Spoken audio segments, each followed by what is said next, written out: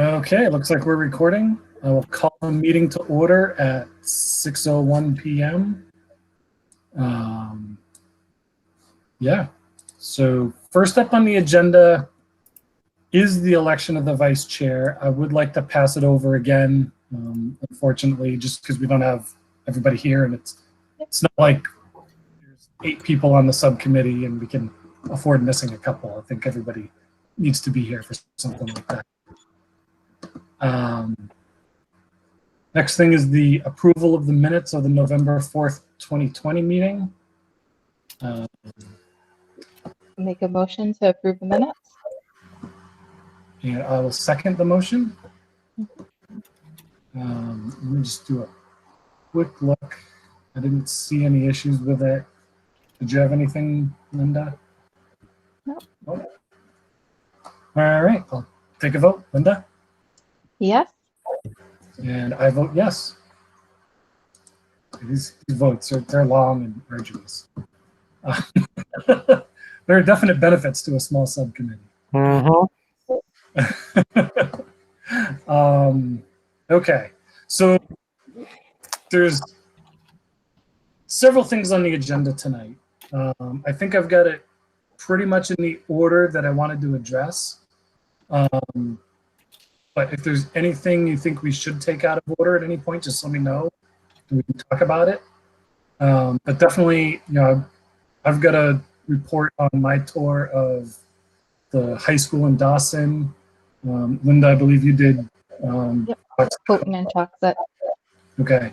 I know Matt wasn't able to do his tours today, but I think at least based on the schools that we look at, it's a good sampling.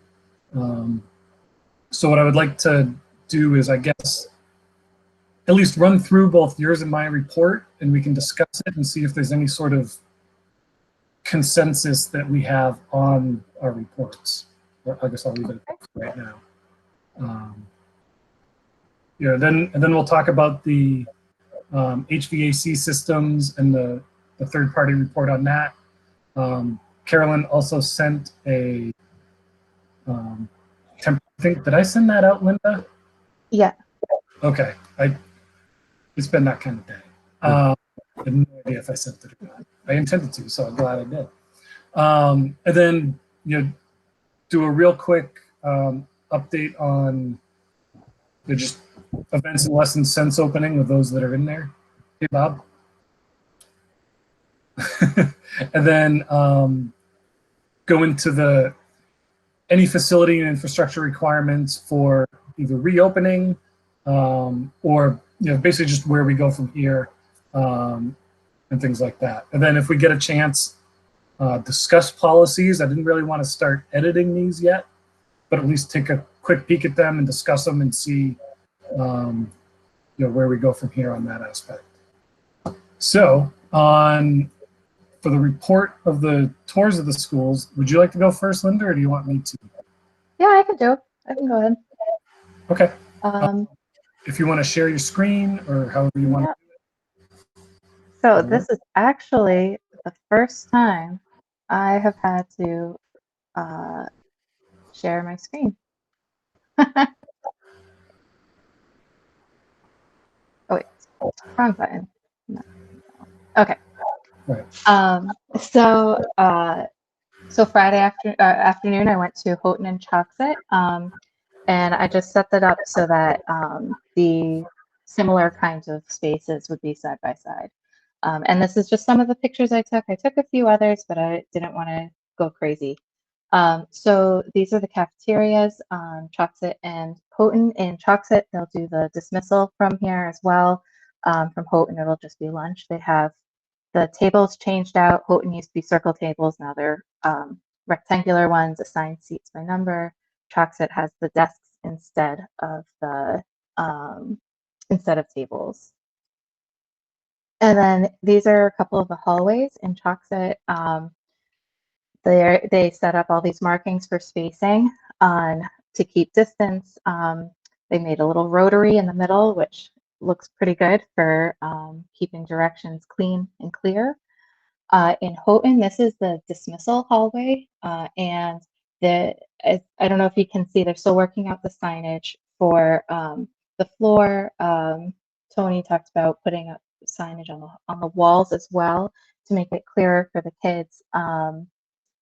And they'll use like a walkie-talkie system to dismiss kids out through these doors from the gym, which I neglected to take a picture of, unfortunately.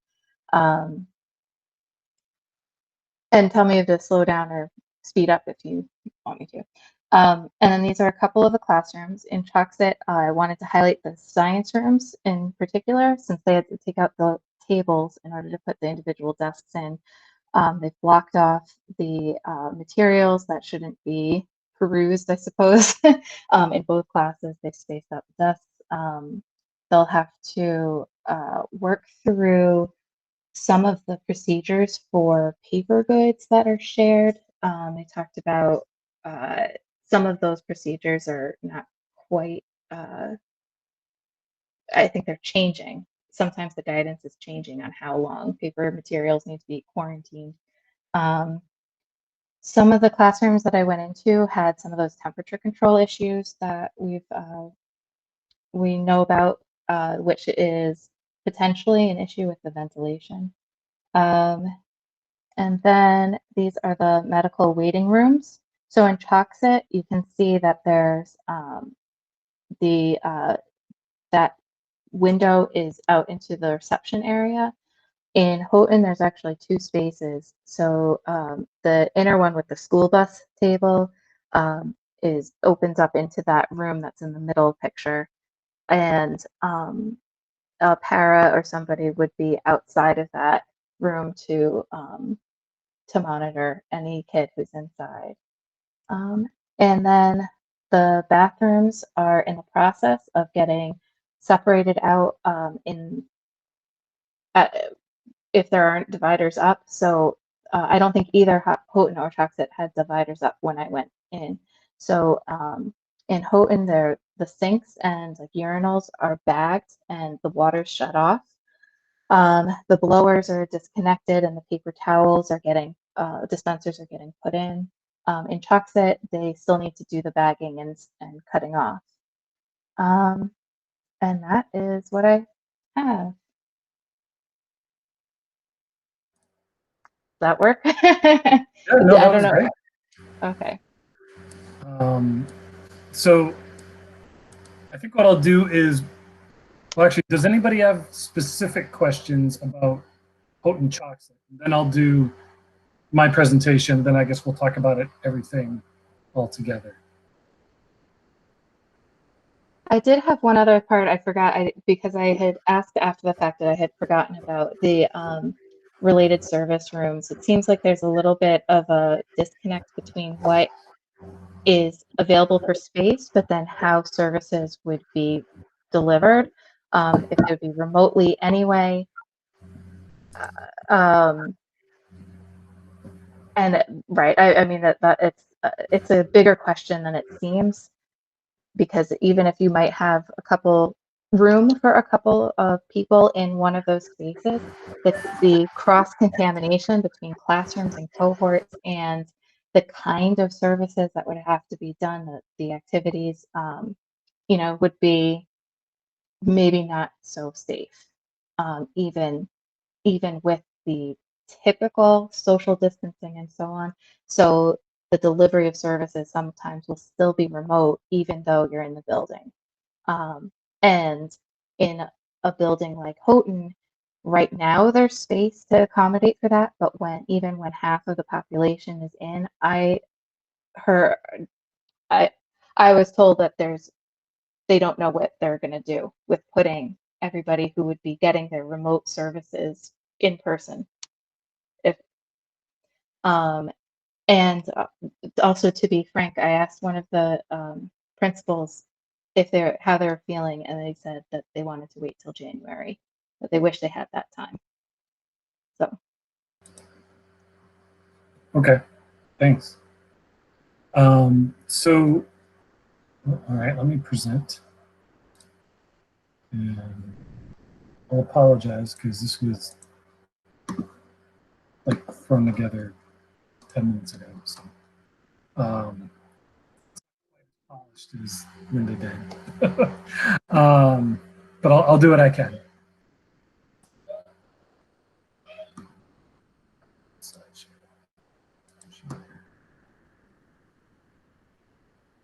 All right. So do you see the WRHS? Okay. Yep. So the first place I went was the high school. And it was interesting because I've actually, besides our school committee meetings and some town meetings and stuff like that, I haven't been in the entire high school. So, you know, I've seen like that little part and this little part. So touring the whole high school was one. I mean, it was just very interesting and gave me a really good idea of the scale of the building and what's involved. Like I've gotten lost in there, going in one door to get to the library. And, you know, like my first school committee meeting, I remember it was me and Linda Longaleo walking around going, where are we? Like we both walked in the wrong entrance. So, so this is just some of the classrooms that I wanted to highlight. You know, in the top left, it's you know, one of the, I forget which classroom this was. Bob, you can feel free to jump in, but I believe it was one of the art. Was an art room. Yep. And, okay, so like what I wanted to highlight was, again, you know, they have all these big tables. You can fit a bunch of chairs around them, and there's one chair at a table. You know, so just to show that spacing, and I mean, you can fit, you know, what normally you could do 20 kids, you're down to like 6 to 8. I mean, it was just, especially the way some of the stuff was set up, it was a pretty drastic drop. The computer lab at the top right, you know, one of the things walking in, I looked at it and, you know, immediately you're like, wow, there's a lot of stuff in here. It all seems really close together. But then you look, you know, what they did was they took out the chairs. So if there's a chair there, that's where you sit. If there's no chair, you can't. So, you know, it's where the chairs are and how that spacing works to maintain the 6 feet. And also we discussed, you know, there's now has to be time in the period to handle, you know, kids sanitizing their hands before and after, getting wipes given to them at the end of every class to wipe down everything, things like that. Because it's, you know, for things like this where it's a piece of equipment that needs to be used again, you know, there's a lot of wipes that we're going to go through, a lot of things like that. And Bob and I were talking at one point, like, Rich, how many wipes is that? And he's like, well, it comes up to like 70 or 80 wipes a day for this half of a class for a couple times a day. And yeah, there's only like 50 in a container. So we're going through a lot of wipes with this, you know, and it's part of our plan and what they're doing. So, you know, this science room at the bottom left, it's set up as a half classroom, half lab type setup. But the way it is, you know, you've got the desks and those are all spaced out. But then each lab table, you know, it can regularly seat 4. And again, just due to the spacing, it can only be 1. So they're all, you know, in the like back left corner facing the same way. So it just, again, it's that drastic change that it's not, you can't fit half the people in there. It's less than half. So a lot of this logistics comes in. The bottom right was, I believe, one of the rooms that we were looking at that couldn't quite make that 6-foot spacing. And when we looked at it, it was, I mean, and this was, you know, one of the worst case. It was on that 5 to 5.5 feet. So it's not, you know, looking at the spacing, you know, we've been told that they're not maintaining 6 feet everywhere, and the high school is one of the prime examples. And from a bunch of the rooms I saw, this was about what I saw for the worst case, because yeah, that was pretty much the worst case room. You know, whereas the room on the top left here was something that was more typical of that 6-foot spacing, front and back, left and right. And it was just to maintain it. Also at the high school, there were several spaces that Bill Biando said that, you know, it's a full classroom. It's got the appropriate spacing. you can actually fit a good number of students there, but there's no classes assigned. And that's to act as basically like an emergency overflow, or something comes up, this room can't be used, the students can be put here. There's just whatever the issue is, people can be moved very quickly. I mean, it might be across the school, but that room is usable. One of the ones is in the library. There's like a media one in the back left next to where we do executive session.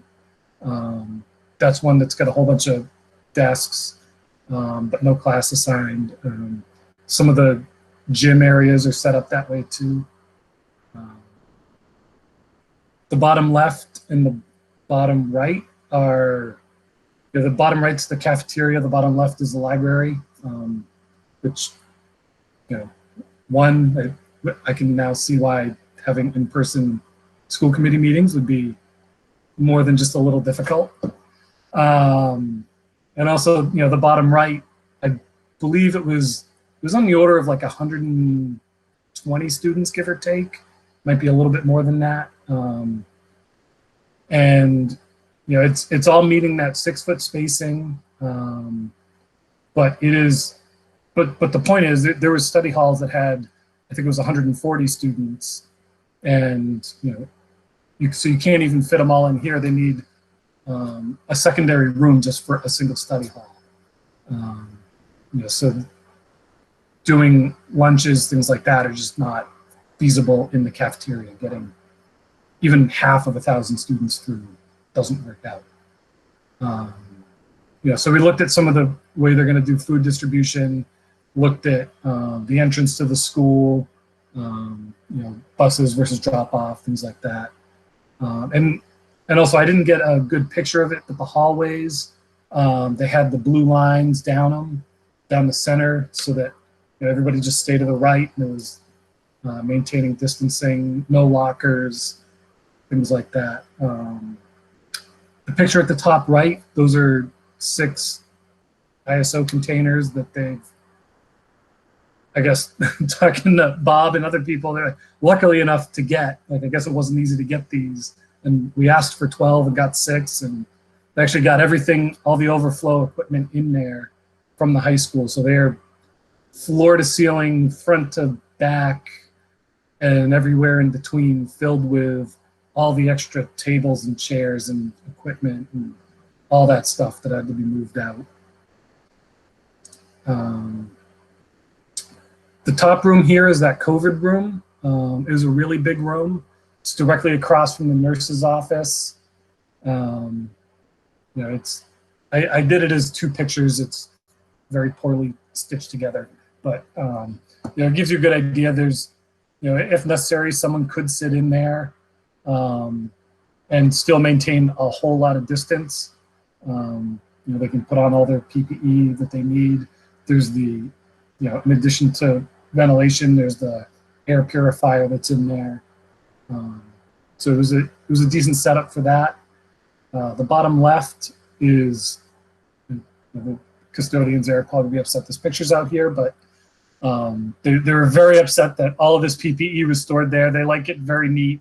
But I did want to highlight, I mean, they're doing heroes work here. I mean, there's a ton of equipment. This isn't even all of it. Like, half of it is already out to the schools. This is the equipment, the 2-month supply of equipment for the January, February timeframe. All the stuff for now is already out, but it's that next set that they're sending out. And this is probably already gone. This was last Thursday. They were moving it quick. They were getting it out because he didn't want it there. But I mean, they were doing a really good job about having it there too. The bottom right, it's just one of the stairwells. All the stairwells except for one that has a center guardrail on every staircase is now strictly up or strictly down.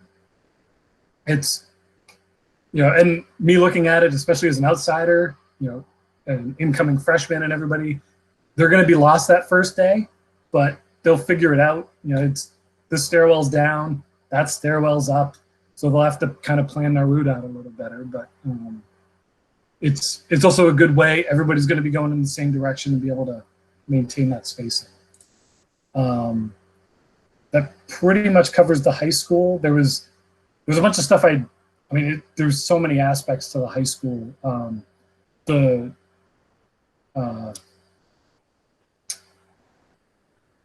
The office with all the counselors. My mind's going blank, but I mean that area is empty.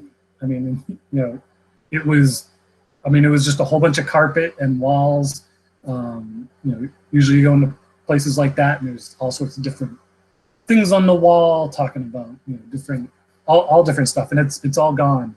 And one of the big focuses was what can be up, planning that we're going to be fogging a lot. What will get damaged or what will absorb the stuff from fogging and all the sterilizing. They had areas in the middle of there where it's either file cabinets or whatever, and people might stand around it, and they have the big dividers up in between, so people aren't directly across from each other. That was the guidance suite, Adam, right? Yeah, that's it. That's that word. It's been a day. But yeah, I mean that was really what I got out of it. Was there was just so much that I didn't even think of to question that they were presenting to me. There was definitely things that I did question, or I just kind of filed away. Like there was temperature issues in some rooms that I noticed just walking in. This room was a decent day, but there were some rooms that were just very warm. They were empty at the time. And there was classrooms in use. There was a fair number, and one of the things in both schools, I didn't really get pictures of the teacher areas because a lot of the teacher areas were in use. There was teachers there teaching, and at both locations there were some pretty impressive setups with a personal laptop, and then a Chromebook, and then their phone, and another camera looking down at documents. So they had multiple cameras and screens, and I don't even know how they got it all connected into one session, but they were doing good. And when at Dawson, I got to see a little bit of a class, and just doing some breakout rooms, so it was pretty neat. Looking at Dawson, and I see Melissa Wallace joined us. Hi. She went out and did some painting out on the sidewalks, a little graffiti. But marking those spaces, 6 feet. This is how you get from the bus to the building, in the building, and just giving everybody that visual outside. My camera didn't get it great. Plus I'm colorblind, so I don't know if you can see the orange down here in the grass. But they had those orange spots in the grass, so when the kids go outside for recess, mass breaks, whatever, they know that they're in their box and everybody else is. You can have your mass break, take it off, get some fresh air, things like that. Some of these classrooms, it was a little sad to see just the emptiness. I picture elementary schools and there's all these kids and circles and all that. And we're just not having that. And showing the spacing here, they had these 5th grade rooms, and this is the spacing they were able to maintain in there with what they needed. And as you can see, it just doesn't work. And last week they made the decision that we are breaking this up, moving these 5th grade rooms over to the art room, the music room, and stuff like that, and just giving them that 6-foot spacing, especially with all the numbers going up, things like that. That was the decision they made at the beginning of last week. So, even as we go, you can see that the plans are changing and adapting. Trying to think if there's anything else to highlight from here. I've got notes and Um, so yeah, actually, bathrooms at both places. I saw the same thing as Linda. Dawson was, all set, and they had everything up, all the dividers and everything. The high school, they were still working on dividers needed to be put up, and from the ones that I saw, there wasn't anything that needed new fixtures like paper towels or soap, but it was something that, it was obviously a consideration. There's probably a bathroom or two that need that. They're ready for it. Also at Dawson, their hallways. It was footprints every 6 feet in every hallway, and that some of the ones over near where the parent pickup would be, they were numbered, and that's how they would do the dismissal. Is students would be standing on their number, the parent pulls up, and then through radio, because it's through a whole bunch of different hallways, calling out, okay, number 54 is here, you go, and number 54 walks up and goes. Ms. Wallace, she showed me the name tags that she's prepared for every student, and it has their name, what room they're going, like what room they have, what their number is for dismissal, how they're getting dismissed, and just, very, very simple set of information so that, especially that first day of school, these kids come in, you can't walk up and, shake hands, and you can very quickly see where they need to go, help them, and still maintain that like personal connection without getting too close. So they've done a lot. They've thought of a lot. Yeah. So the nurses' room at Dawson, the standard nurses' room is basically expanded into the hallway.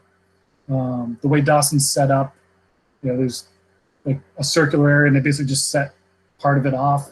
You can't walk through there. That is now part of the nurses' room. But basically, it brings that reception area out, allows it to spread out more, to maintain that distancing if there's multiple kids sitting there waiting.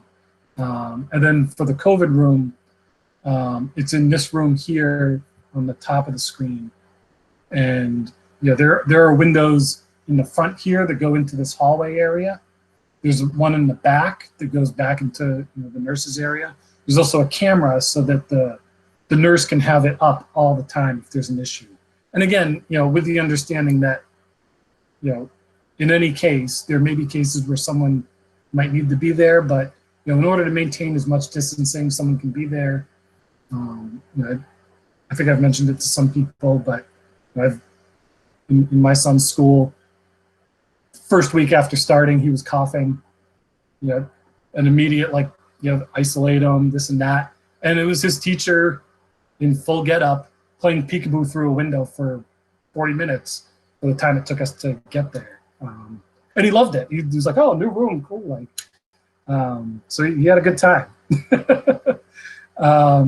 But, not every kid's going to do that. So, try to give them as much space as possible. This is what we talked about. And then, everybody knows what those, especially in this scenario, what those behaviors we're looking for are. We might need something.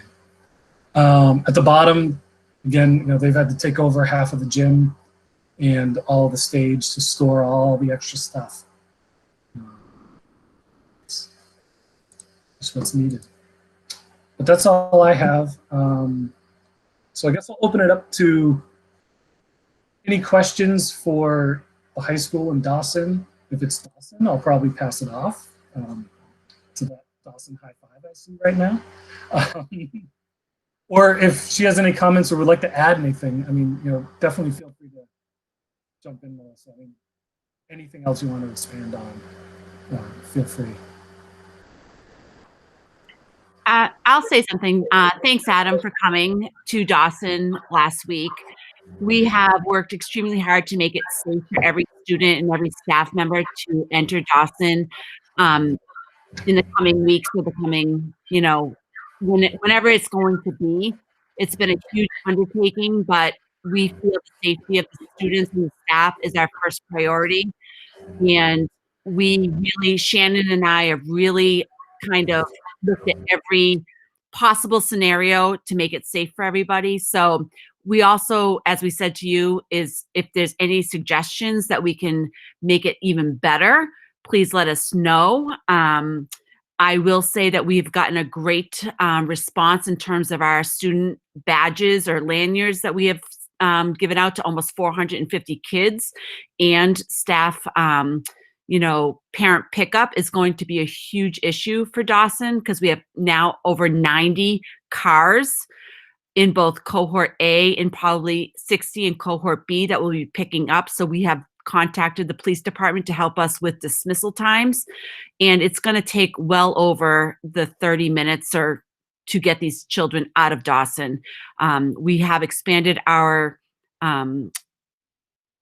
car space from 3 car spaces to 6. Thank you for the Clinton High, not the Clinton, sorry. I'm from Clinton, so I'm thinking Clinton, but from the Wachusett High School staff to make those spaces for us today. But thank you for touring and let us know if we need to do anything to make it better. All right, thanks. And again, I mean, thank you to you and Bill Biendo for hosting me and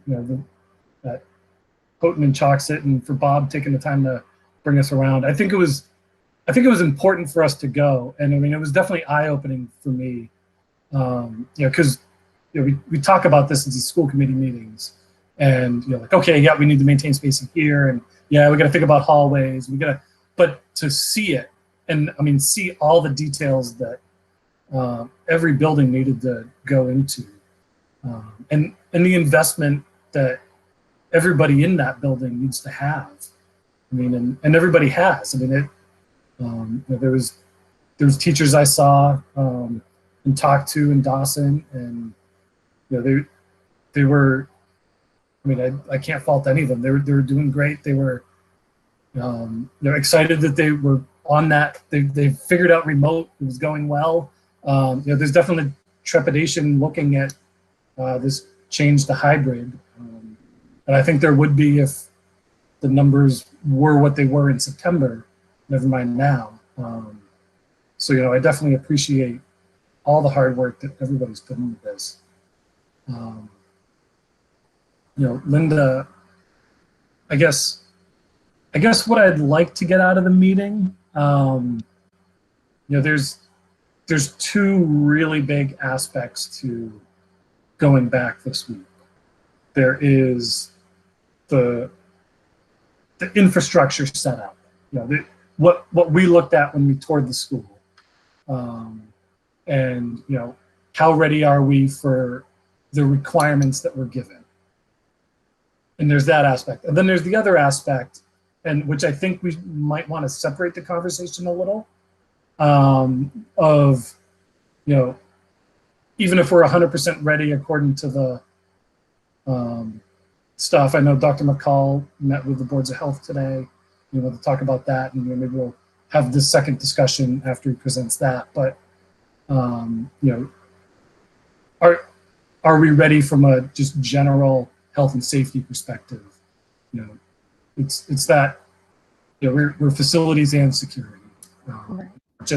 not just the facility side. Are we ready there, and then are we ready in the safety and security of our teachers and students?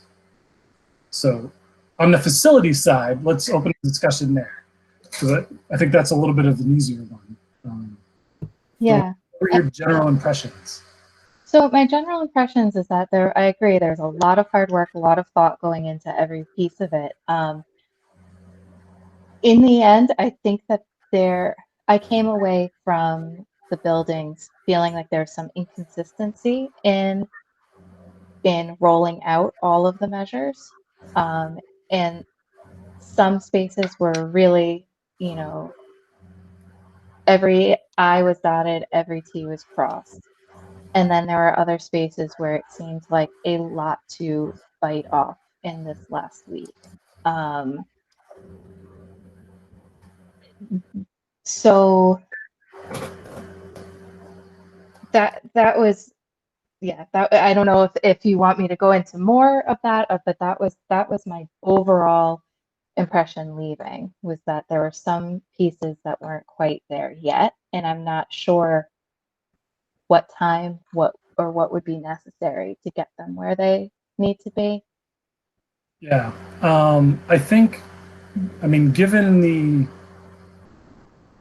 I mean, well, so I guess I'll start, looking at CDC guidelines, and are, that's looking at that 6 to 10 feet or more, and obviously we're not meeting that everywhere. With the DESI guidelines, at least in the 2 buildings I saw, they did a good job of meeting those. At the high school, it's just such a grand scale. I have concerns about once people get involved, I guess. Like I think the facilities and the infrastructure was there in the buildings I saw to be able to make it work. It's once you add that human aspect, and we've heard fairly good things about people being a little more conscientious, but there's also not everybody is, and we know that. So, from what I've seen, we're about as good as we can get, at least from the buildings and the rooms. There's some of the logistics that I'm concerned that I think, and I mean, like any plan, it's good up until the moment you have to implement it. And there's going to be things that, they're going to go through and like, okay, this doesn't work. We need to change the way this flows. This hallway, we're going to have to close down, make it one way. And, I don't know what that is. The way this lunch, we're going to have to just shift sides. Things like that. There's going to be a lot of changes, I think, once, if we open and do that, and then we'll see how it goes. So I think from what I saw, they're ready at that point. If they had more time, I think they could be more ready. Yeah. Definitely. And in talking to everybody, I mean, it's not like they've been sitting on their hands and like in the last 2 weeks, they're like, oh yeah, everybody did this. I mean, it was the sheer amount of work that went into all of this was, and creative problem solving too. I mean, there was definitely some things where I saw it and I was like, how did you guys even come up with that? Like there was some good thinking. But I think, I do think that, nothing's 100%. And nothing's going to prevent anything 100%. And, that's where we are. Does that make sense? So I guess what I would question though is being willing to give in on the 6 feet that the CDC and all current research keeps coming back to, that 6 feet, you need 6 feet, you might need even 10. So any of those spaces that have less than 6 feet, I really don't feel comfortable calling ready. I don't feel comfortable putting any of our people in those spaces when we can't assure 6 feet. And I don't know what it would take to make it work for 6 feet. Close down those rooms, cut down the population that's going into that room even more. But I really feel very strongly that the evidence supports maintaining 6 feet and not just going into a political third foot, down to 5 feet or even to 3 feet. I think we need to go where the evidence is versus where the political pressure is. And so in that regard, if there's any of those spaces where there's not that 6 feet assurance, I can't call it ready. I don't think we should. I also, one note that I was wondering about in Choxet, I think across the board, there are always marks on the floor for where desks should go. But in Houghton, and then I saw in the high school too, I think there are not markings on the floor. And so I'm just seeing you get that first kid plopping in the desk, and it slides, are they going to know? I mean, you know how fast the grid becomes just a squiggly mess. So those kinds of guide parts, I'm a very visual person, so having those guiding marks on the floor, I think, are really key in our to have safety in maintaining that 6 feet. So I know that's kind of my hill to die on, is that 6 feet distance. Yeah. No, and I can't fault you for that at all. I mean, you're 100% right. I did see at Dawson, I didn't notice if it was every class, but there was definitely classes where they had markings. And there's one I remember specifically because I talked to the teacher about it. And there was just a simple dot on the desk and a dot on the ground. It was line up the dots and dots. I mean, it's super basic, right? You know, just at the end of every class, okay, everybody align your desks. Okay, you're good. And I had the exact same thing. It's all it takes is a kid coming in, and you know, all of them. I mean, we all did it when we were kids. You just slide the desk, and you know, it moves a couple inches, and you get everybody has to go in the same direction. So everything's going to shift to the right as you go through the day. Adam, I can speak for Dawson. Every classroom has stickers on the desk and the floor.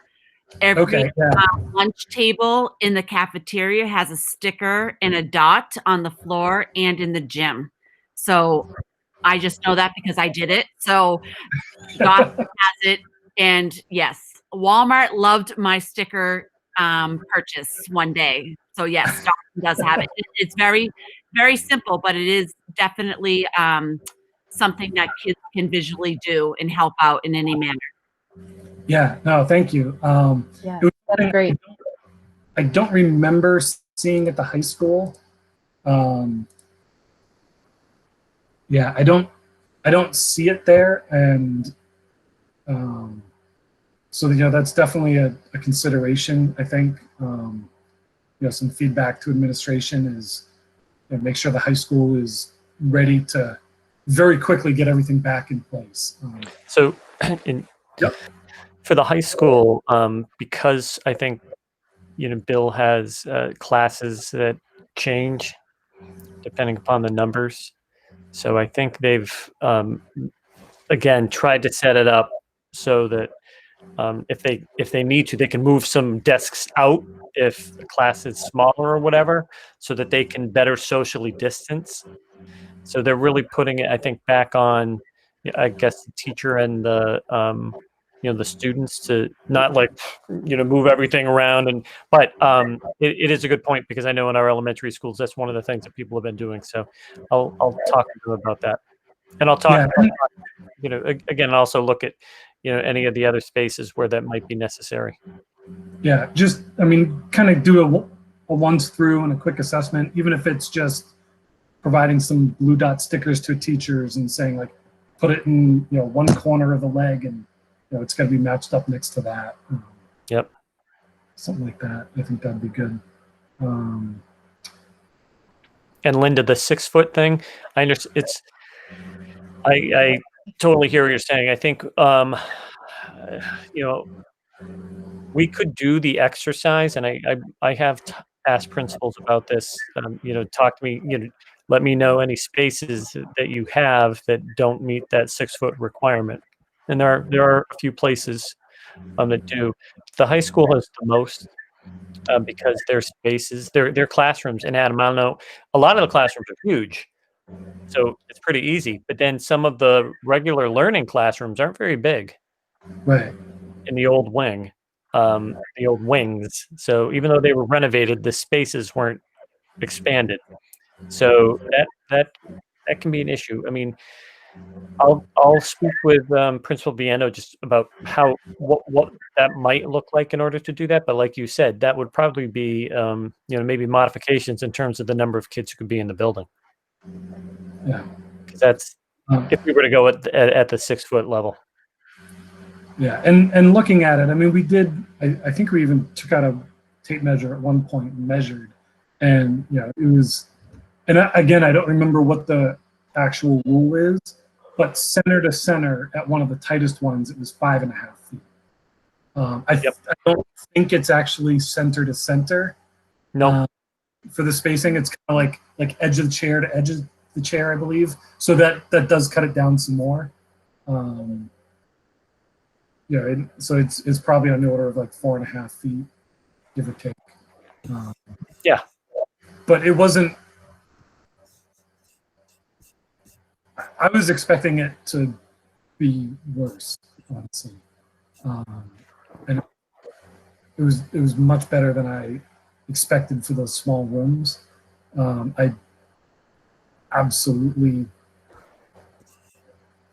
understand your concern, and I'm pretty sure I'm there. So not an issue there.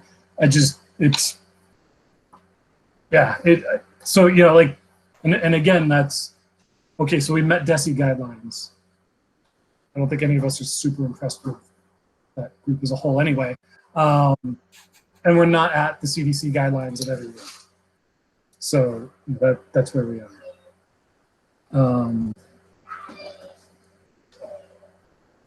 So I guess without necessarily making a motion or anything like that, the general consensus of two is that, and absolutely correct me if I'm wrong in paraphrasing this, but on the whole, we're impressed with all the work and everything that's gone into it. And across all the schools that we saw, they're 90% of the way there. There's definitely a few places where a little more time could make it better, and we have concerns about any room that is spaced at under 6 feet. Yeah, I think that is a good summary. Okay.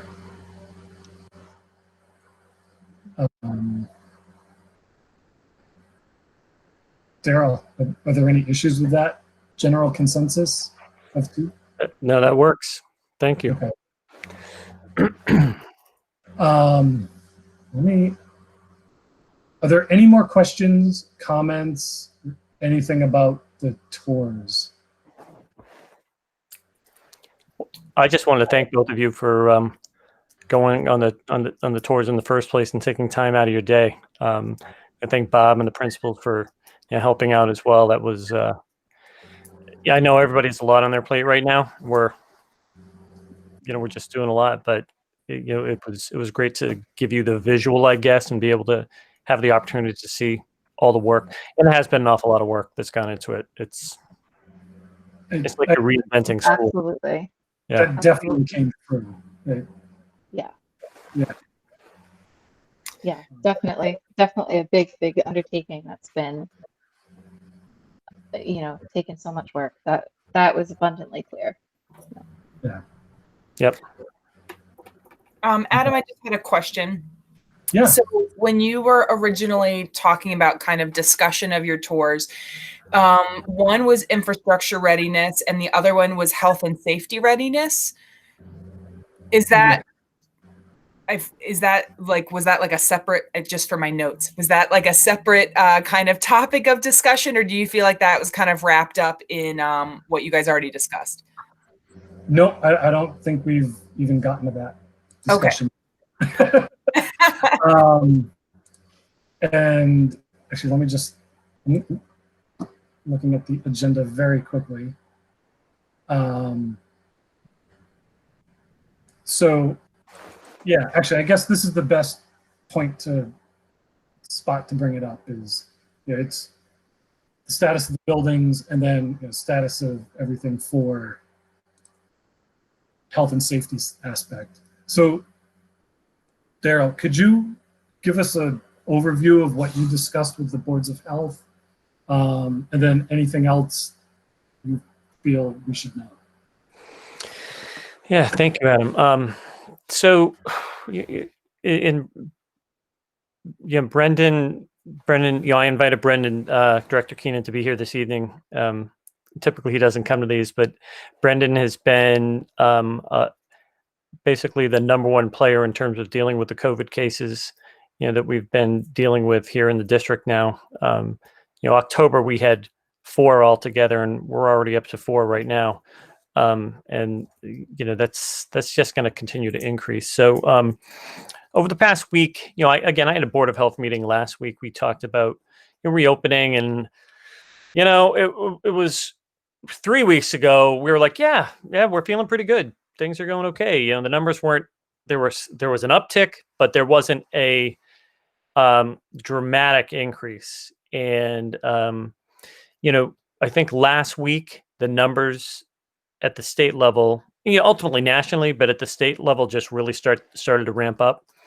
And by the end of last week, we were looking at over 2,000 cases a day, and those increases have continued, not just in Eastern Massachusetts, but also in Central Mass and Western Mass. So when we started to talk about this a little bit as a administrative group last week, concerns were raised around being able to do this safely, because again, we're looking at the safe return of students and staff to our buildings. So you can see how much time and energy has gone into the buildings, the HVAC report, all of those things. We feel like we've done our due diligence, and I think in a lot of ways more than a lot of school districts have, in all honesty, in terms of what's been done. But at the same time, when we look at kind of these numbers that are going up, our concerns were really around, okay, bringing students back into a hybrid model, bringing them back into the schools while we're starting to see an uptick with our own students. And I said this today at our Board of Health meeting. We have probably about 150 students and maybe 300 staff people altogether, give or take, that are in the buildings. And, we're already in situations where we have, once we have 4,000 people in the buildings, once the hybrid model kicks in, that ratio is going to kick up in terms of the number of people who have it, and then the close contacts. So we had three cases this weekend, just this weekend from Friday on. And Brendan was on COVID duty all weekend long, kind of dealing with that, talking with the boards of health, and the extent to which this kind of happens, or the time frame for this, it's pretty intense. And I can tell you the boards of health are really getting stretched in terms of what their responsibilities are right now as well. So I set up a meeting today with the boards of health. We had people sit in from all 5 towns, members from all 5 BOHs. I had a couple of town managers sit in as well. All of our school nurses, or as many, I think many of them, Brendan. But, we talked about where we're at as a district and where the communities are. So the uptick in the communities has been pretty significant. In Holden, for example, and these aren't exact numbers, but they're pretty close. From March to now, they've had 260 positive cases. And in the past 14 days, 60 of those cases, or, out of the 260, 60 of them were from the past 14 days. That's a big uptick. Some of our towns still have their town halls closed off to the public. They haven't changed anything since March. I know one town is going to be reverting back to closing down some of their senior center stuff and some of the other public buildings because of the sheer kind of numbers going up in terms of COVID. So we talked about kind of the benefits and drawbacks of where we might be with COVID just in general. And Brendan pulled some stuff together. Brendan, do you want to share your screen on that? Sure. The document, Daryl? Yeah, Sure. that'd be great. Document. Yeah, not the visuals yet. Oh yeah, you can put them out. Okay. Hang on one second.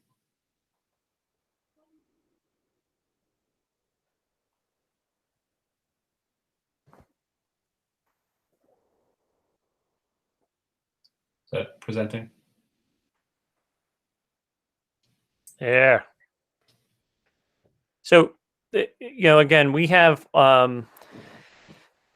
it's kind of showing like where we are as a nation right now, and this kind of goes through what the different case numbers are like, from April through November. So you can see this giant uptick nationally.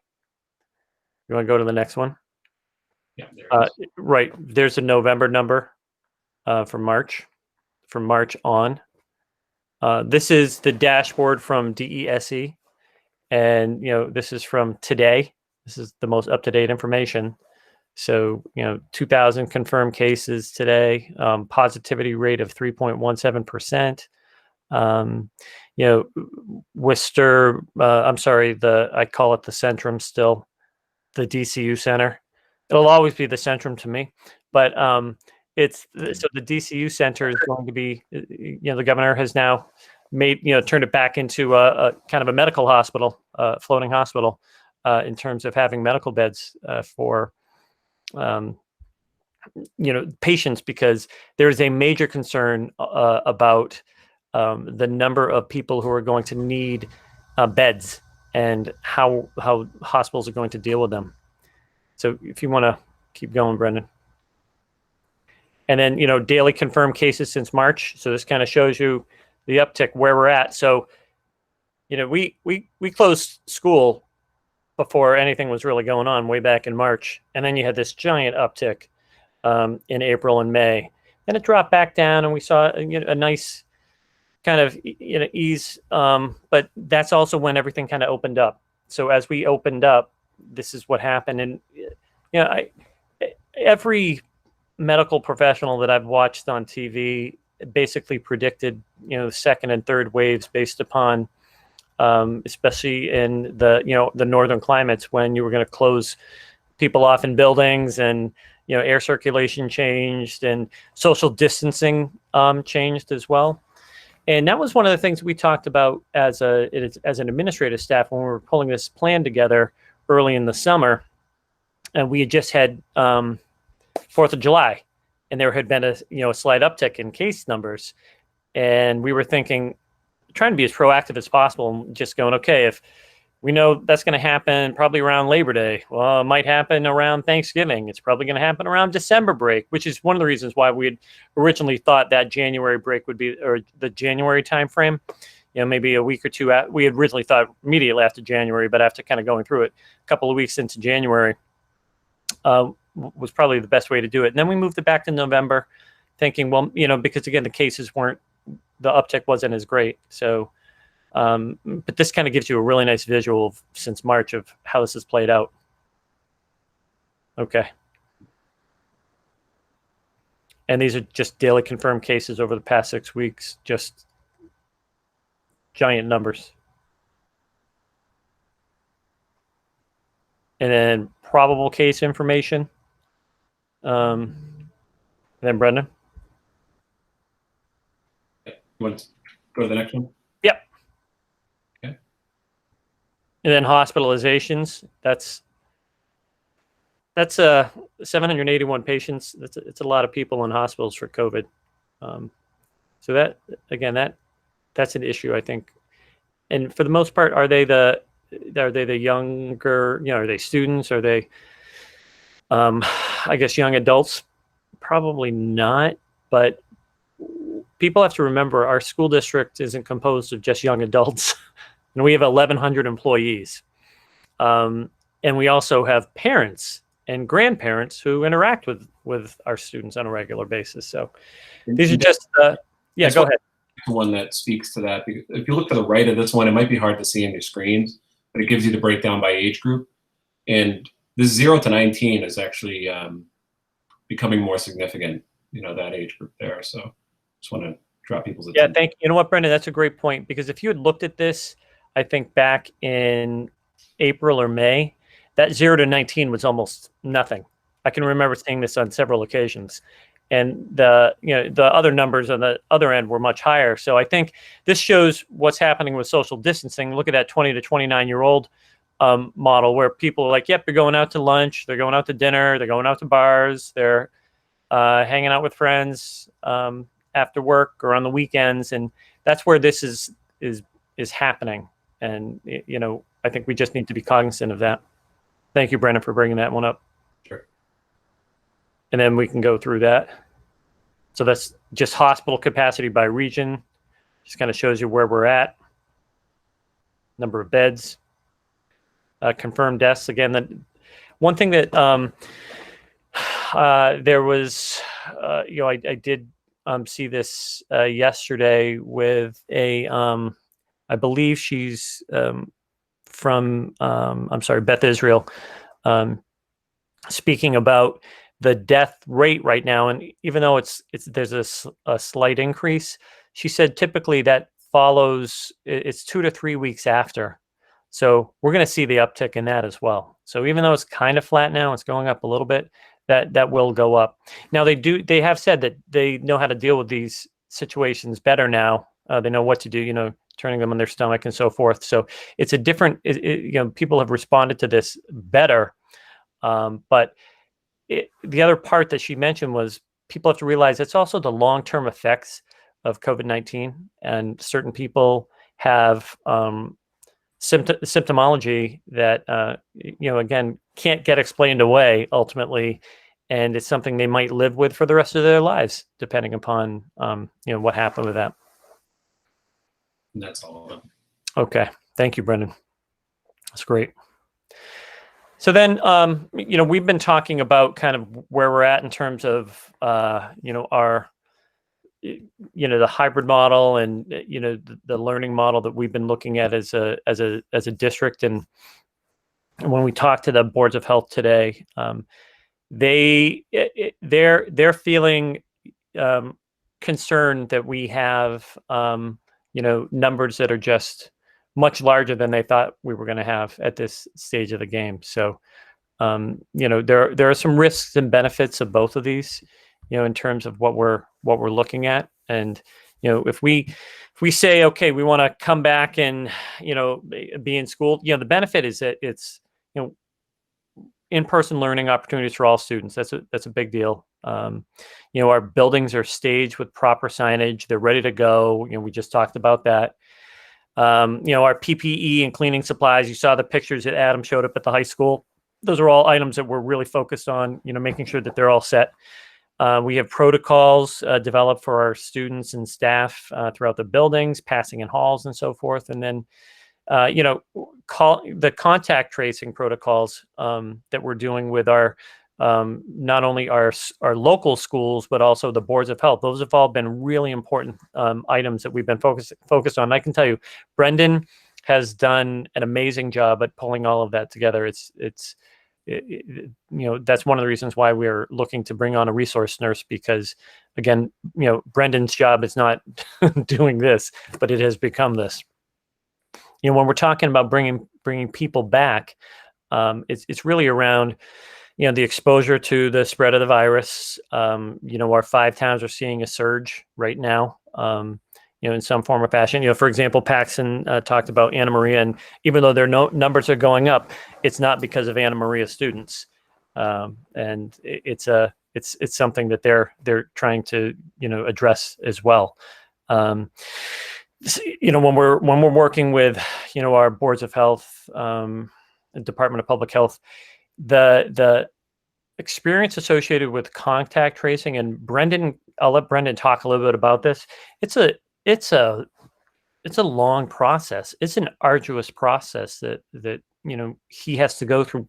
Brendan, can you walk us through what typically happens in terms of how that plays out? Sure. And I want to make sure at the end of it that I just touch upon the debriefing that we're putting into all of these situations, because the impact that on the staff and the faculty and the administration, honestly, it's really important that we're looking at that affective, emotional part of things too, because it's a medical issue, but it also is scary for people. So, but the technical parts of the contact tracing. So basically, when we have a confirmed or suspected case in a school or in a building, we immediately start contact tracing, even if the case is not confirmed yet, because once there is a confirmed case, things move pretty quickly, and time is of the essence, because if there's a lag time between identification and contact tracing, more exposure can happen. So it really is like whenever we get this, the call from, a principal or a staff member, doesn't matter what time. We've been on really late doing these. So essentially it's using the CDC close contact protocol. We look at, who has this person been around, and we generate a list that's in the template of the Board of Health. And it has all identifying information about the students and staff, address, so we can quickly delegate it out to their local boards of health. So that's what happens. It starts with if we had something in Sterling, for example, we start with that Board of Health, and it quickly spiders out depending on where people live. And the boards of health really they do a great job at connecting outward. We've been really careful to first of all tell people to keep social distancing in the schools. I mean, that's been definitely a bell we've been ringing always. The other piece is just to have good protocols in place at the school level to know who's in the building at any given time and who's together at any given time. We've been able to practice that with smaller groups, obviously, because we don't have many kids in the building right now. Even with that, though, it can get very complex very quickly, even with a good system. So I have to say that principals have done a really good job at setting these protocols in place. But even with that, it gets a little complex. So I guess the most important thing we do is we get everybody on a screen just like we are now as quickly as possible. So the people who are most directly involved, so typically that would be me, Daryl and Bob, and the principal. There would also be the nurse, and I think I'm getting everybody. Yeah, and the boards of health also would join. That's been probably the most important aspect, just getting everybody to talk and get the most up-to-date information into these contact spreadsheets. And so once people are identified as a close contact, we have been notifying them at the school level. In some cases, in most cases personally, by getting a phone call from their principal. That has been really important because the news can be really upsetting, and we're trying whenever possible to not have the first contact be from the Board of Health, somebody they don't know. That is going to be a real challenge when we do reopen, because our capacity can very easily get flooded, meaning if we have a couple cases going at once, we're going to be really overextended in being able to do this in a way that's good for people. So I just want to mention that. I think we've done a good job with that so far. Not perfect, but we've worked in 2 different levels of debriefing into these situations. So we do a debrief, first of all, with the faculty and staff of the school or the building. And that's voluntary, but when we have those, people really show up for those virtually. And we have a protocol for that. There's a emotional affective check-in that has to do with the stress cycle that I don't have the visual here, but basically the bell curve of the stress cycle. We have people reflect on where they are. And yeah, the goal really is to give people as much information as we can within the confidentiality guidelines. And those have been really well received. People have said that those are really helpful. There's also a debrief for the response team so that we can refine our response and basically critique ourselves, but also say what went well. Those have been really well received too, because we've already made improvements and been more efficient from our first to now our, I'm sorry to say, our 8th case. We've had 8 in this short time. So those are the major parts. The other piece, just to mention from the HR side of things, because we're trying to make sure there's clarity for people about when they can return to work. Of course, that's dependent on symptomology and if they're feeling better, but we do issue a letter from HR so people can understand what their quarantine period is, and just another way that we can make sure. So I think those are the major steps. There's more intricacies, and Linda, hopefully I was slow enough on your note-taking there. Yeah, so that's just to give you an idea of the complexity. But really, the collaborate, I mean, if we did not have strong collaboration, we would not be able to do this, and I'm happy to say we do at all levels. So that's right. I got to tell you, Brendan has been great at just kind of making sure that connection occurs. As soon as we hear about something from typically it's a staff person calling a building principal, the building principal reaching out to us, setting up a meeting, having the meeting, as Brendan said, going through the whole process, defining close contacts. Board of Health then takes over, contacts the close contacts to find out if they're a close contact, and then they make the determination as to what happens with that person. So again, we're also one of the things I think is that these boards of health, some of them are members of a consortium, and they have other people calling. So it's not necessarily a board of health person, but for example, in Paxton, there's one person, and she's in charge of getting the information, following up on all the close contacts, following up on everything else, coming back to the school or wherever it is, reaching back out to DPH. So it's, in smaller communities, it is a challenge, and then some. So it's been, that's been something that has, as it's kind of reared its head a little bit more, we've been spending an awful lot of time on. This is taking an awful lot of time. It's just is what it is. I just want to mention one more thing too. The data dashboard that we're keeping on the main website, that reflects, and this says it on it now, that only reflects confirmed cases within our schools that have basically involved exposure, so that have involved a close contact. So that's just a really important distinction. We can't keep records like the Board of Health or the DPH. This is just school specific. So I just want to make sure that's clear, because we can't possibly have access to everything, and so those are but still a relatively high number considering. And this weekend was the most intense, I would say, for that. Okay. I know, Carolyn, you had a hand raised. I don't know if you've raised it before. I just noticed it. No, it's a freshie. Okay. Okay, so I've been a part of the contact tracing twice now.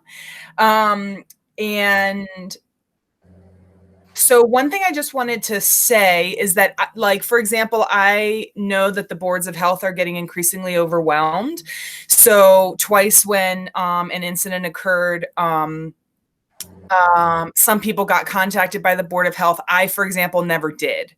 So I received information from my principal that gave me kind of guidelines of what to do, which I followed. But when, we were all communicating on how people were doing. And so that's something I just wanted to kind of put out there, that they just are already stretched thin, which makes me kind of nervous. And then Brendan, you were talking about debriefing with the school or faculty about the stress cycle. Who do you debrief with, like the principal or staff? So there's two levels there, and we haven't gotten to every school with the debriefing. That's been a challenge. So both parts of the debriefing are we have that stress cycle in the response team one, and then also in the staff. Yeah, I would just say at the ECC, being almost like entirely a high needs facility, stress cycle and debriefing, I can tell you would be appreciated, because we're, working really hard, but we're all nervous. Like, we're already getting these cases kind of popping up more at the ECC, and with our little ones, it's just more challenging to do all the things that we know that we should be. Absolutely. Yeah, thank you, Carolyn. And I can tell you, if once that resource nurse is in place, crossing my fingers, Brendan then has the opportunity to be the one to facilitate those meetings with the building principal and so forth. And I think that's been no one anticipated anything like this ever. And in a good year, this is fantastic. We've got Brendan. We can focus on all these other things. In a year like this, Brendan's doing everything but what he's, he got hired to do. And I think that's one of the. I'm very fortunate that Brendan can wear many hats because he's been very good at it. And this is probably training that he never anticipated he'd get. So yeah, I think the same amount of like for the principals, they're doing so much more than what their actual job is. So way more. yeah, and and so I worry about that, particularly at the ECC. We only have a principal, we don't have assistant principals or other administrators, no other team chairs, anything. So I think everything's just getting Stretched thin. Yeah, exactly. Thank you. And I totally hear you. And I think the principals, assistant principals have done a fantastic job. Principals, because again, they've been working year round straight through. They didn't get a break. And I really know the principals really didn't get a break this year. No one could really go away or do anything. Living, breathing, and eating and drinking, COVID and how we're going to open school and how we're going to make sure that everything's safe. That's what they've been focused on. So thank you for recognizing that, Carolyn. That's really nice. Just to go back to, what I was kind of talking about before, when we look at, some of the different things that we were kind of talking about today with the group, we were also talking about kind of what's happening with the holidays.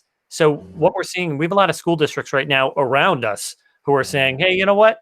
We've been hybrid, but we're gonna be better off taking time off in between Thanksgiving and December break, and then after December break. So I believe Clinton is doing that, or they're voting on it tonight. It's their school committee. Fitchburg and Leominster just said they're going to hold off. Worcester, they're not opening now until they have a January date. I'm just not sure how that's going to play out. Westboro. Talking to that superintendent, they have they're doing they're hybrid, but they're taking 2 weeks off after Thanksgiving, and then they're going to go back to school for a week in a couple of days, and they're going to take another 2 weeks off. It would be different if we were in hybrid right now and we had that down and we transitioned. Then as we're kind of going through this, to have this heightened level of COVID, and it's COVID reality, to come back in for literally a couple of days, have Thanksgiving break, then come back in and have the strong likelihood that there are going to be some major breakouts in terms of COVID because of family gatherings and so forth. That's the concern. Some places are just going to stick through it because they've been doing hybrid straight along, and they're like, we've had 38 cases. We're just going to keep moving forward. We've learned this from the first day of school in early September. Because we're here now, that's where it becomes way more of a challenge to kind of jump into this, in the midst of a huge kind of move. I think Webster is one of the only districts that is also taking this step, going from hybrid to remote. I'm sorry, from remote to hybrid right around this time. And, most other districts are going the other direction. So that kind of came into play with our discussion today when we were looking at what we were doing. We're already running into some staffing shortages. We had to we couldn't open one of our classrooms last week over at ACC because we didn't have the support staff to open it up because of illness, and that is going to happen. I've been hearing about that in a lot of places, other school districts. That's going to happen pretty frequently. So not only substitute teachers, people who are close contacts, that's the other big piece of it. We've had members of our staffing community who've had to go out. I mean, we've had members of our own central office who've had to quarantine for 14 days because of, their risk or the exposure as a close contact. So we're still trying to do everything in our power to say, okay, stay 6 feet apart. Don't hang out with someone any closer than that for 15 minutes, or cumulatively, or, over time. But it still doesn't work. We had 2 more close contacts today that we were talking about, where there's staff members that are probably gonna have to be out because of their time frame from which they were talking with someone that had tested positive. And then let's see. And the only other thing is, as we kind of looked at, what we're dealing with, when we talked a little bit about this, maybe at school committee. I'm trying to recall, but when you look at and the towns, the towns talked about this today. One of the boards of health. They actually had a board of health meeting prior to our meeting, so they were all sitting in on the meeting in their office, and they said, Daryl, if we still had the same metrics that were in play 2 weeks ago, we'd be red, and most of our communities would be red. As it stands right now, Holden is yellow, Paxton is yellow, Sterling is green. But they told me today, a couple of these other communities said, "Oh, we're going to be a color because our numbers are going up." So as you kind of look at this, as you kind of talk, as we've talked through this, and we've done our due diligence in terms of making sure we're trying to open safely, it doesn't make a huge amount of sense. And that's what the Board of Health was looking at was you're going to have an uptick in cases after Thanksgiving. You're going to have an uptick in cases after December break. We see all these cases that we're trying to deal with as a Board of Health, and they're starting to be really concerned about it. And we're saying, hey, we're thinking about bringing 4,000 kids back in staff into our schools in a couple of days. It has just changed so dramatically in the past 2 weeks, literally 2 weeks. Things have just, the floor has kind of dropped out from under. I think a lot of the people who thought this was going to be, this would kind of go away or would kind of flatten out. So as we look at this, we're just feeling as though it doesn't make a great deal of sense to move forward at this stage of the game. Safety wise, our buildings look good. I know.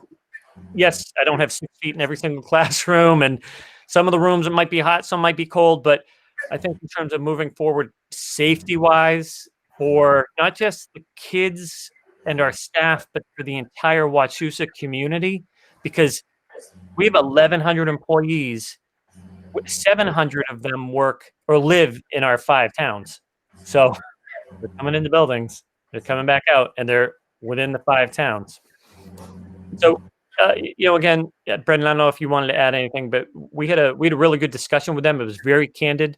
They were they were different from where they were last week at this time, from where they were maybe 2 weeks ago at this time. It was a very different tenor. The feeling, I think, was one of really concern, real concern.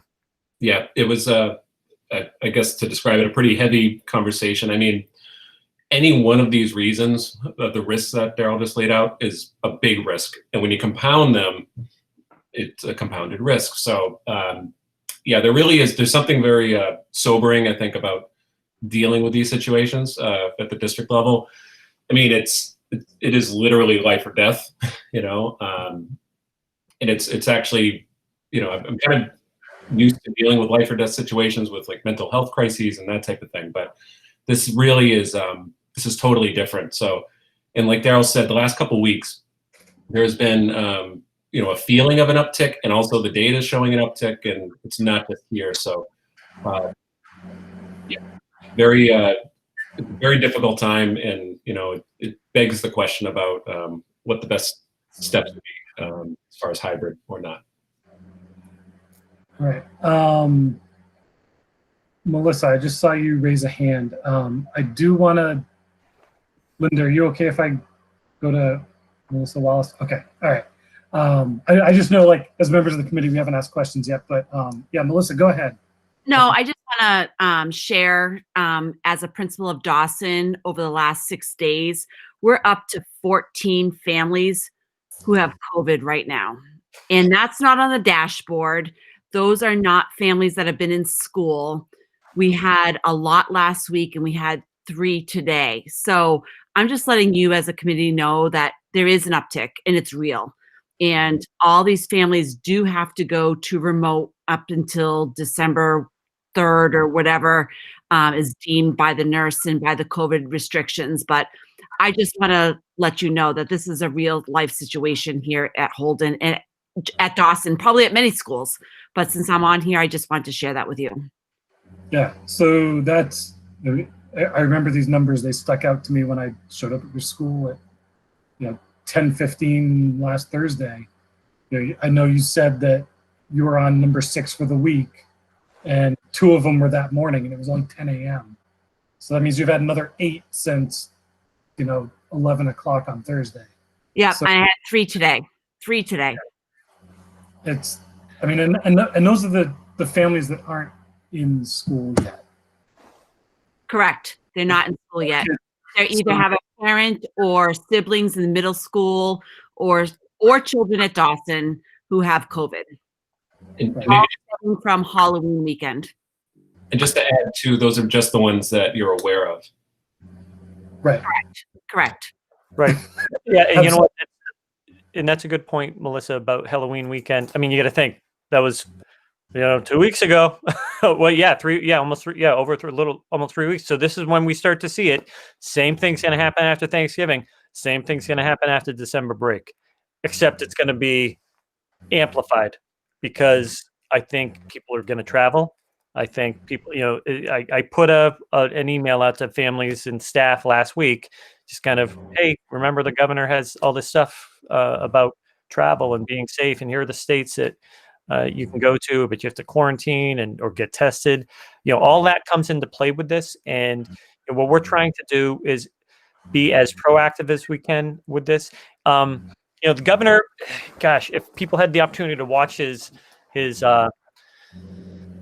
press conference 2 weeks ago, Friday, he was like, "Yeah, I really want everybody back in school. Kids should be back in school full time." And it's like, I don't know where I don't know. He's on another planet. So didn't make any sense. Superintendents, I shared with the committee, I believe with the committee, a document from the superintendents group, basically kind of saying, hey, listen, that's not the real deal. This is where we're coming from with this. And there are a lot of superintendents who are just saying, hey, listen, we need to put the brakes on this a little bit. Even in schools, we understand school's really important and we want to make sure kids are in there. But if we're in a situation where we're not going to be putting people in a safe place, I don't want to be responsible for anyone, getting sick, let alone, or passing away, let alone getting sick, really, associated with this. So, again, yeah, thank you for pointing that out, Melissa. The numbers have just, and then that's another thing that they're trying to focus on. So the principals are like trying to deal with that, and then assistant principals, and then the nurses, and there really aren't a lot of kids in the buildings right now, except for ECC. That's it. I mean, it's a handful in each building. Linda, yeah. So what I'm really definitely go ahead. Oh no, I just, one thing that I have been trying to figure out how on earth the schools are going to grapple with is testing. So you have 14 families that you know about that have opted to get tested. There's no requirement for students or anybody to get a test. There's no mandate. I mean, right, there's no mandate, there's nothing. And I mean, I don't see really how there could be. Are those rapid test sites, I forgot exactly what they were called, are those actually getting rolled out to the towns that are in the red that Governor Baker had promised? Are they, I mean, that was already such a short measure, but then there's also this idea of, well, I'm not going to get a test so that I won't show up in the numbers, right? I mean, how much of that is happening too, of unreported, untested, and unreported? So kudos to those 14 families is what I have to say about that. And Linda, can I just add another element? And I know Dr. McCall knows this. My son down in North Carolina had COVID as a college student. On Monday, he tested negative. On Thursday, he got symptoms and he tested positive.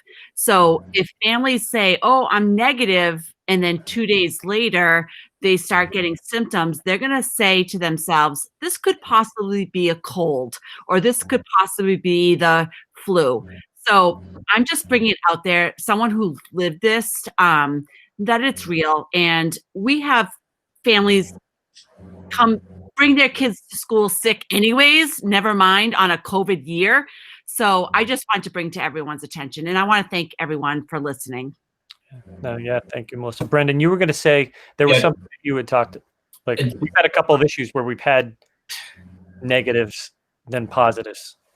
Yes. So the rapid testing, you triggered that memory, Linda. You mentioned the rapid sites.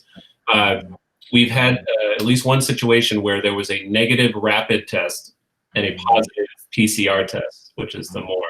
So there's that whole piece too, where we have unreliable testing that's being done. So we're being very careful on our end to dig in, and the Board of Health too, to figure out what we need to look at, because there can be those false positives, false negatives, and so we're learning a lot about the medical side of things through all of this, but that's very real. That the rapids are not accurate in our experience. Go ahead, Carolyn. I just had a question. I speaking for specifically the high needs students, my point of view has been taking resources that we have, like air purifiers or other, kind of going above and beyond and putting them in the areas that we know for those students, remote learning just isn't anywhere close to adequate. So is that still a possibility, whether everything shuts down or not, or if we put a pause on reopening the entire district, can we kind of continue the conversation of shifting more resources to the high needs? Because, for example, I would love to have an air purifier. I know it's not going to magically make COVID not touch my room, but it would be an added level of, so things like that I would advocate for. Yeah, thank you, Carolyn. I can tell you that one of those, so an air purifier exchanges, it's basically one room an hour. So if your classroom is 4 or 5 exchanges an hour, you're already good to go. It's just another one. We could definitely look at that. I think I said that a long time ago.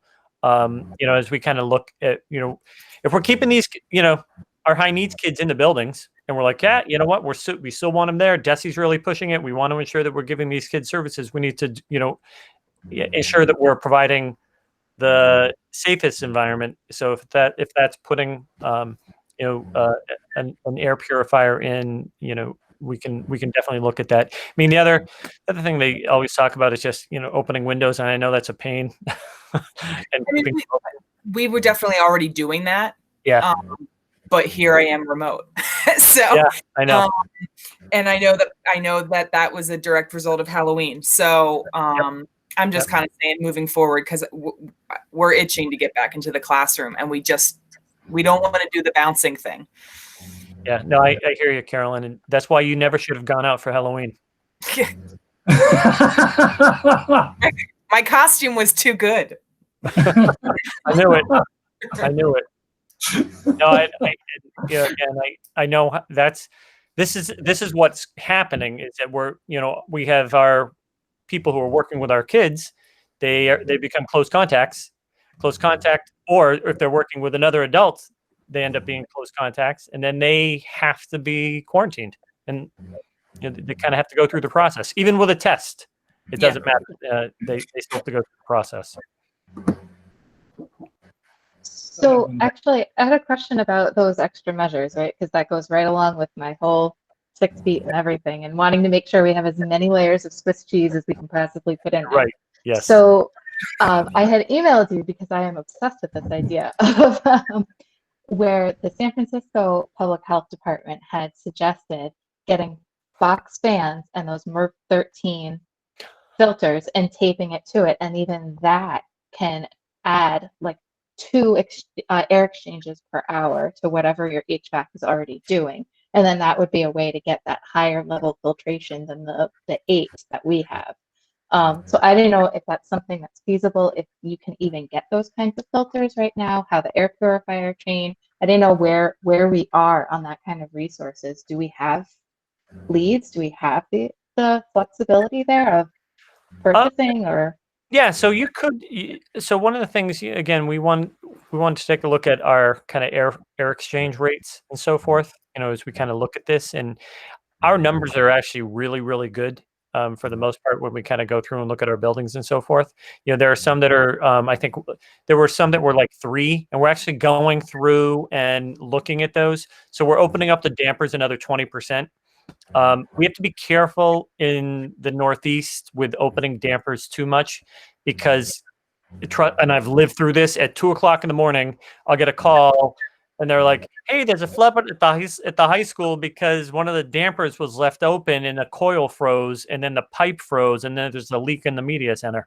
So that's, and that it doesn't happen all the time, but it happens at least 3 or 4 times a year, a school year, where dampers just don't, or they don't close. They're all, some of them are automated and they won't close. So we're opening up the dampers to increase the air. We're actually checking all those rooms that came in at that 3 level, through the ATC report. So we're going back through and doing that, which is good. And I think that's something that somebody had a question about that I'm trying to answer right now. So that will be happening.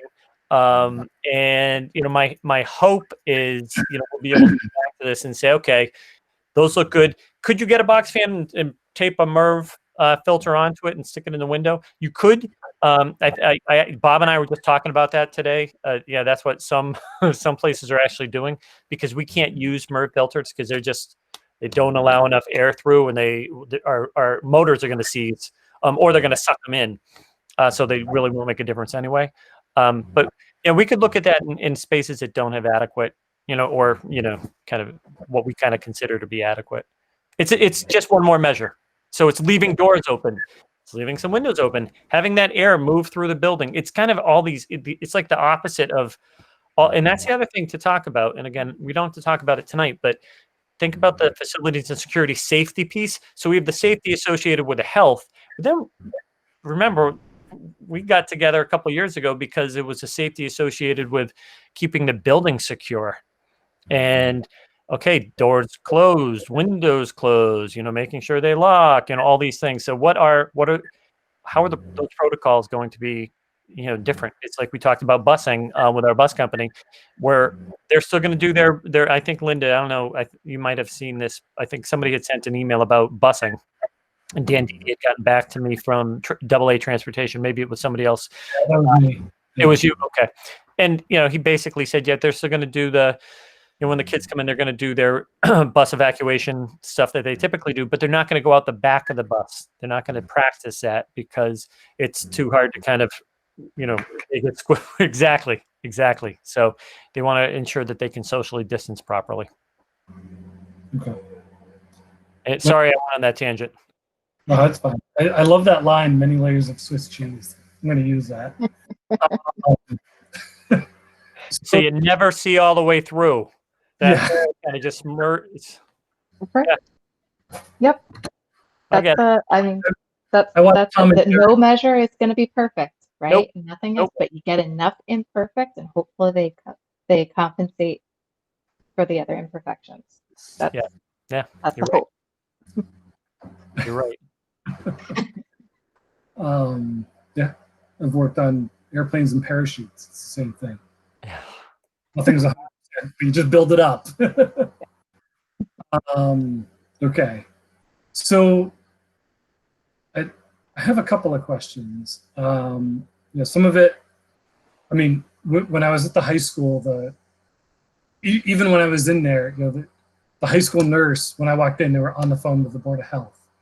And I think it was like the 3rd time that morning. And the school's almost empty. So, I guess I'm looking, can we, so we're handling what we have now.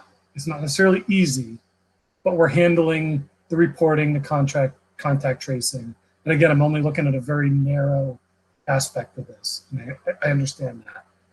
But, I mean, are we at a point, can we handle double the number of contact tracing right now? Can we handle triple? Can we handle 4 times? I mean, like, where are we? Like if we can't handle double the number, and we've got, what, 8 to 10% of the kids in school right now, if that? Yeah. So great. that's we only have 150 kids basically in school. Oh, yeah. We have a lot of adults in school. I can tell you that. So it's a little different in that sense. But when we're talking about a full complement of adults, so let's just say 1,100 adults, and then 3,500, 3,200 kids, It's a lot of bodies going through our 13 buildings. So, one of the things that we've again, once we're able to, come up for air a little bit, this week is try to, get somebody on board for the resource nurse position, which is going to be vital for us because again, that person will serve as a connector for all of the school nurses back to Brendan, but also to the boards of health. They'll take over what Brendan's doing right now, and that will be like their job's going to be that. Yes, it'll be helping school nurses out with different things and answering questions and so forth, but that will be their primary position. So that will be helpful. I know other districts have done that where they've just that person, their only responsibility is dealing with COVID and talking with the towns. We're a little different because we have 5 boards of health that we're dealing with. So it's a little more challenging, when we have cases pop up. And not all boards of health are created equal in terms of the people they have available to make phone calls and make contact do the contact tracing. I know Brendan has, they do their best. And they will talk to us any time of night. They're right there. They're fantastic, but they can get overwhelmed really easily in the same way that we can when the numbers happen all at once. And that's kind of, even this weekend for us, it was one after the other, and no one's in school really. We've 3% of the population in school, 5%. It's not very many kids. Yeah. And do you want to jump in? I'm just going to mention with the contact tracing too, outside of the boards of health, there's contracted DPH agencies that are doing that. And we were hearing a little bit today, we didn't get into it in too detail, but that even those agencies, which I think are mostly Boston-based, are getting saturated pretty quickly. So anyways, another way of saying the same thing. So Adam, to your question about how much more can we handle, so our learning curve is flattening on this. Unfortunately, every time we do this, we get a little better, and we have had some practice. It's hard for me to say. I would say it wouldn't take much for us to become overextended with contact tracing. We had 3 cases this weekend. If we had double that, I'm not quite sure how that would have gone. And even on our end, we probably would have handled it. The Board of Health, because when we say 1 case, there's sometimes 7 or 8 people that are close contacts involved. So it spiders out pretty quickly. So I can't really say. I would say that, I don't know, it wouldn't take much for us to be overextended. Okay. So, I know we don't have representatives from the Board of Health or the town managers here, but from your meeting today, I guess 2-part question. One, was there a difference that you saw between town managers and the boards of health? Town managers are pretty, for the most part, in the background. Don't spend too much time talking. We do have one town manager that kind of did a little more talking today, and it was just really around, hey, we're seeing a major uptick. We're closing up more so than we have than we thought we were going to have to. What are you guys doing? That type of, like, this is what we're trying to do on our end. So it might be putting a lot on you, but that's why you're sitting in the job you're in. Would those boards of health support pushing this off until at least January? Brendan was on the call. So was Bob. So again, I was like, okay, I want to make sure I hear everything correctly, and we're kind of going through everything. But yeah, I'd say that the consensus was that they were good to go with us holding off, especially with the fact that the numbers are just skyrocketing, and the expectation is it's only going to get worse over the next 8 to 10 weeks. So they're concerned. They're concerned. One town has it's kind of flat right now, which was interesting, and I think Linda knows which town that is. So it's kind of flat, And but of course, when we talked about it, there was a knock on wood because something's going to happen. I mean, but one out of 4 towns. It is also the track that it takes, from let's say east to west, right? And it really, if you look at the map and how it's ballooning out from the Boston area, that town you're mentioning is on that outer edge, and it's. No, it's just Daryl. It's Sterling's awesome. Sorry, I'm from Sterling too, so my kids go to Sterling. Sterling's awesome. So I knew it. It's that bubble. Just kidding, everyone. It's the bubble, but I don't know. I mean, I have seen some interesting behavioral choices out in Sterling, so I would not be surprised if something is on the horizon. Yeah. I agree, Linda. I was just I needed to see. Yeah, no. Yes, yeah. I agree, 100%. But I can tell you, other school districts are really taking a look at this, where they're taking those steps. Leominster, Fitchburg, Clinton's voting on it. Worcester, Neshoba, they're putting. We were going back and forth with the Neshoba superintendent about that. I'm just trying to think a couple of others, just in the general area, Westboro and so forth, because it's the uptick is not what was anticipated, not at this level. And for the governor to kind of start shutting things down again and to ramp up. Enough. Sorry, I'm sorry to interject. Oh yeah, no, go ahead. I'm sorry. Oh, I was just ragging on the governor. It's ridiculous that indoor dining, gyms, things like that are not getting closed down, but then we're getting the boot on our neck. It's ridiculous. But and that's what's tough. And then, the other thing we haven't even talked about, and it's something that's going to have to be brought up eventually, is just athletics in the winter. What's happening? Because I know superintendents, we've kind of, I've been talking with the mid-watch superintendents about this, and we're waiting for more information from MIAA, but I really don't. I'm not sure how that's really going to happen. I mean, I'm really not sure. I have a question. If just going back to the resource nurse, is that enough? Would you need more, or is that? Yeah, it might not be enough. This might be the first step in terms of we got to put a body into this, and then this kind of stops the flood, and then all of a sudden Brendan's freed up a little bit more. Then all of a sudden he gets brought in, and we might have to bring in another body. I mean, I can tell you, like at the building levels, I told principals last week to go ahead and bring on full-time substitutes for their buildings. Just so that they have a body ready to go. Even if that body isn't needed for the day, principals could use them.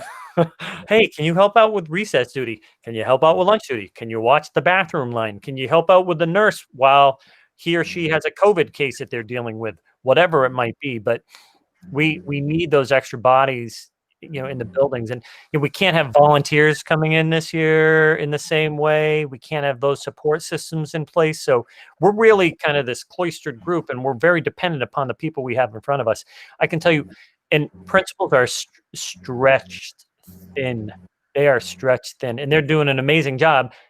And it's like, and the kids really aren't even there yet. So yeah, you know what? We might need some more support, Linda.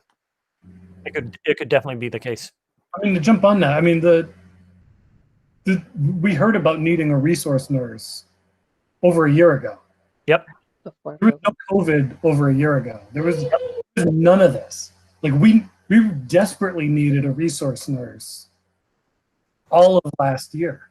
Yeah. And I mean, so just throwing all of this into it, we're just even that more shorthanded. I mean, that's what I get out of it. I mean, this is a no-brainer, and I appreciate Linda, you bringing that up. That could we use some other people? And you've been good about putting that forward to me. What might you still need? What technologies might you still need? What safety measures are still kind of necessary? And a lot of it is we're not exactly sure because we don't have everybody in there yet. So, but at the same time, it's like.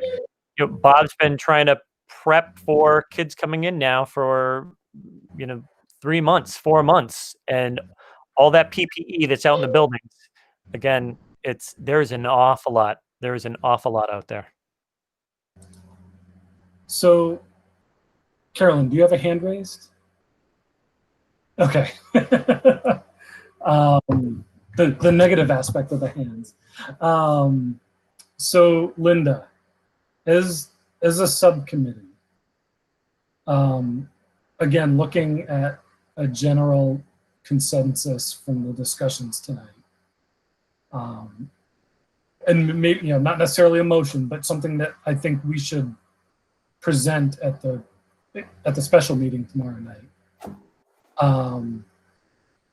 So I'll try to put it into words, and correct me if I'm wrong and tell me to stop. Or if you have the word. I have a motion ready if you would like one. I don't know if it. So before you make the motion, and while we're still talking, the way I remember everything laying out is the school committee voted a plan that has opening in hybrid in January. And then the committee just kind of requested, without a motion or anything like that, to move it up. And then the administration decided to move it up. So based on that, I just wanted to make sure we didn't change something that wasn't there. But I will entertain a motion. Okay. I would like to make a motion to delay reopening until no sooner than January 4th, 2021.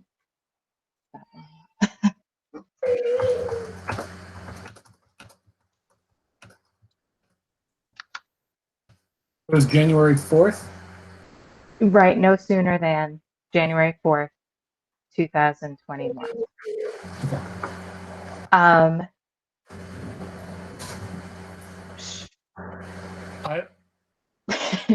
The motion's on the floor. I will second the motion. So please speak to it.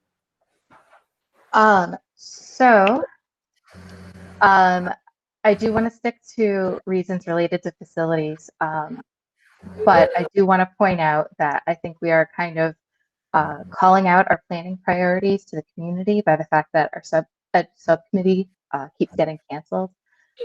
And so I am concerned about the education of the children in hybrid getting on the back burner. But we're seeing cases on the rise. We've already had one positive case transmitted in one of our schools. We just heard about all of the contact tracing that's happening, 14 families within one school that aren't even in the building. And looking at what is left done to get the buildings up to CDC guidelines, I think that we're not quite showing consistent signs of readiness for hybrid, but I think that we can with good time. I feel like you were reading those notes. I might have been a little bit. Possibly include those in the minutes. I can do that. Yeah, there's more in there too of that would be fantastic. I have a good reference too of that Lancet article that I don't know if you've had a chance to look at, but basically it shows I want to say 131 different countries were examined, and their how school closures and 7 other measures were taken, and the effect those all had and the duration it would take to see that effect. And one of the side conclusions that was came out of that is that even when there is no spread within schools, having schools open correlated to a spike in community cases, positive cases, and community spread. And you don't see it right away. You see it no earlier than a week after that loosened measure happens. And it can take up to 3 weeks for that spike. So if we were to open this now, it would be a pretty solid conclusion to make that this will affect our communities, even if it doesn't affect within the school buildings. Okay. So I'm just going to read the motion that you made again. To delay reopening to no sooner than January 4th, 2021. Is that right? To delay reopening. Yep. It's one more Okay. sooner than. I'm not amending it yet, but I want to discuss with you. Do we want to because I'm not convinced I like what I want yet either. Do we want to change like reopening to hybrid reopening? Because I do strongly feel that what we've done so far with all the high needs kids needs to continue. I agree with that. Okay. Because, I mean, at this point, I've heard a lot of good things about the remote teaching. I don't want to get into education stuff a ton, but I don't think it's just time on learning, plans, teacher readiness, all of this to go to hybrid isn't there. I think that's fairly clear to everybody. Outside of what we're tasked to look at. But I think we're doing a really good job on the high need students. I mean, yeah, there's hiccups along the way. Carolyn's hanging out at home. You know, but it's important stuff, and you know, Carolyn, you're here. Let you be the representative. I do sincerely appreciate the work you're doing with all of these kids, and every teacher, and every principal, every PA who never get mentioned.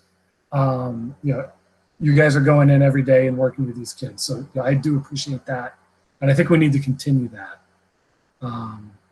So I think, Linda, you know what I want to say. Does just changing it to hybrid reopening get that point across? If I make that amendment? Yes. So what I have right now, just stop me when it's wrong. Yep. To delay hybrid reopening and no sooner than January 4th. 2021. Does that sound correct? Well, once I make the motion, because you know Robert's rules and right. right. Right. Will be. Okay, so I'll make a motion to amend the motion to add hybrid between the words delay and reopen. I second. Discussion on that? Nope. Linda? Yes. And I vote yes. Okay, so now back to the motion on the floor to delay hybrid to no sooner than January 4th, 2021. I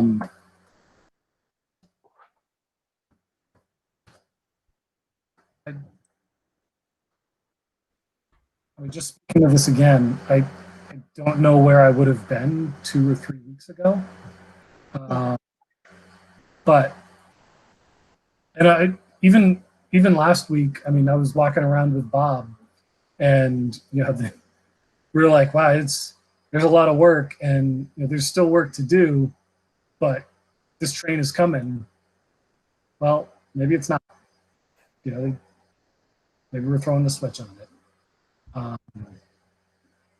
Because things are changing so fast, so quickly. We're already getting underwater, as you know, Dr. McCall and Dr. King have tested to tonight. Yeah. So from, you know, this isn't a statement or anything, but you know, from our committee, I think this pretty well lays out that, you know, our facilities are good. We can make them a little bit better, but just safety-wise, even if our facilities were met every requirement, we're still not comfortable. Make sense? Yeah, Melissa, what do you want to say? So I'm listening as a parent of the community, as a principal, and I'm just worried also about New Year's Eve and what people and families are going to do, and knowing that other school systems are delaying it until after I want to say like January 19th after Martin Luther King's. I just want to bring it to the table. That's all. Because we know that parents and families at Halloween have parties, and we're ringing in 2021, which 2020 was not a good year. So I'm just putting it on the table. I'm just putting it on the table. This has been fantastic. I want to bring it to the table. Like I said, I just want to bring it to the table. So, Daryl, do you know what the original date was? It was January 4th. Okay. So, What right date? now it was no sooner than January 4th. That was the original one. So I guess one of the things is when you look at the no sooner, we did that to give us some flexibility to be able to say, well, it's not going to happen January 3rd. It's not going to happen December 28th. It's going to be no sooner, and then that could push it off, later on. The other part of this is that the school committee has already voted in support of no sooner than January 3rd. I mean, or 4th, whatever, 4th. That was what was first voted on back in August. Thank you. So I think that is a really good point too. It's something that I was thinking about when I was trying to decide what I wanted to prepare for, I guess. One thing, too, that we did not know in August, because I was deferring, kind of thinking back to original school committee talking points. But one thing we didn't know in August was exactly that Lancet article with saying that any loosening of measures or any events that happen, it can take up to 3 weeks to see the effect. So I would, I guess, Daryl, I would really like your opinion on if we were to just right now, knowing that we have some evidence behind this, to move it to 3 weeks out after January or after New Year's Eve. And I'm not looking, I can look at the calendar of what that date is. Yeah, so you could move it to so you have Martin Luther King Day on the 18th of January. And that would be a weird 4-day week, and the Wednesday would be weird. It would be. So you could do the week after that. The 25th, January 25th. Yeah, I know some districts have put the 19th as a date when they plan on coming back. That was one of the, it's like this two-week window. A lot of places are just doing 2 weeks after, even though it's probably more like 3 weeks.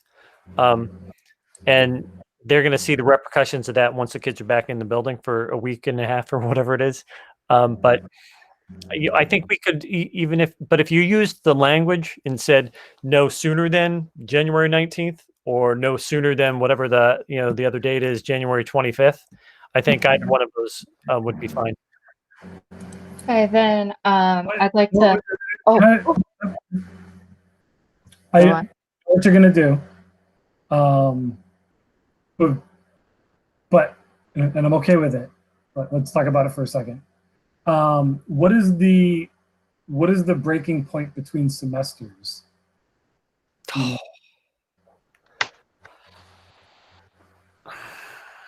It's because it's right around January, right? Yeah, Brendan, you got it? I can try to find it.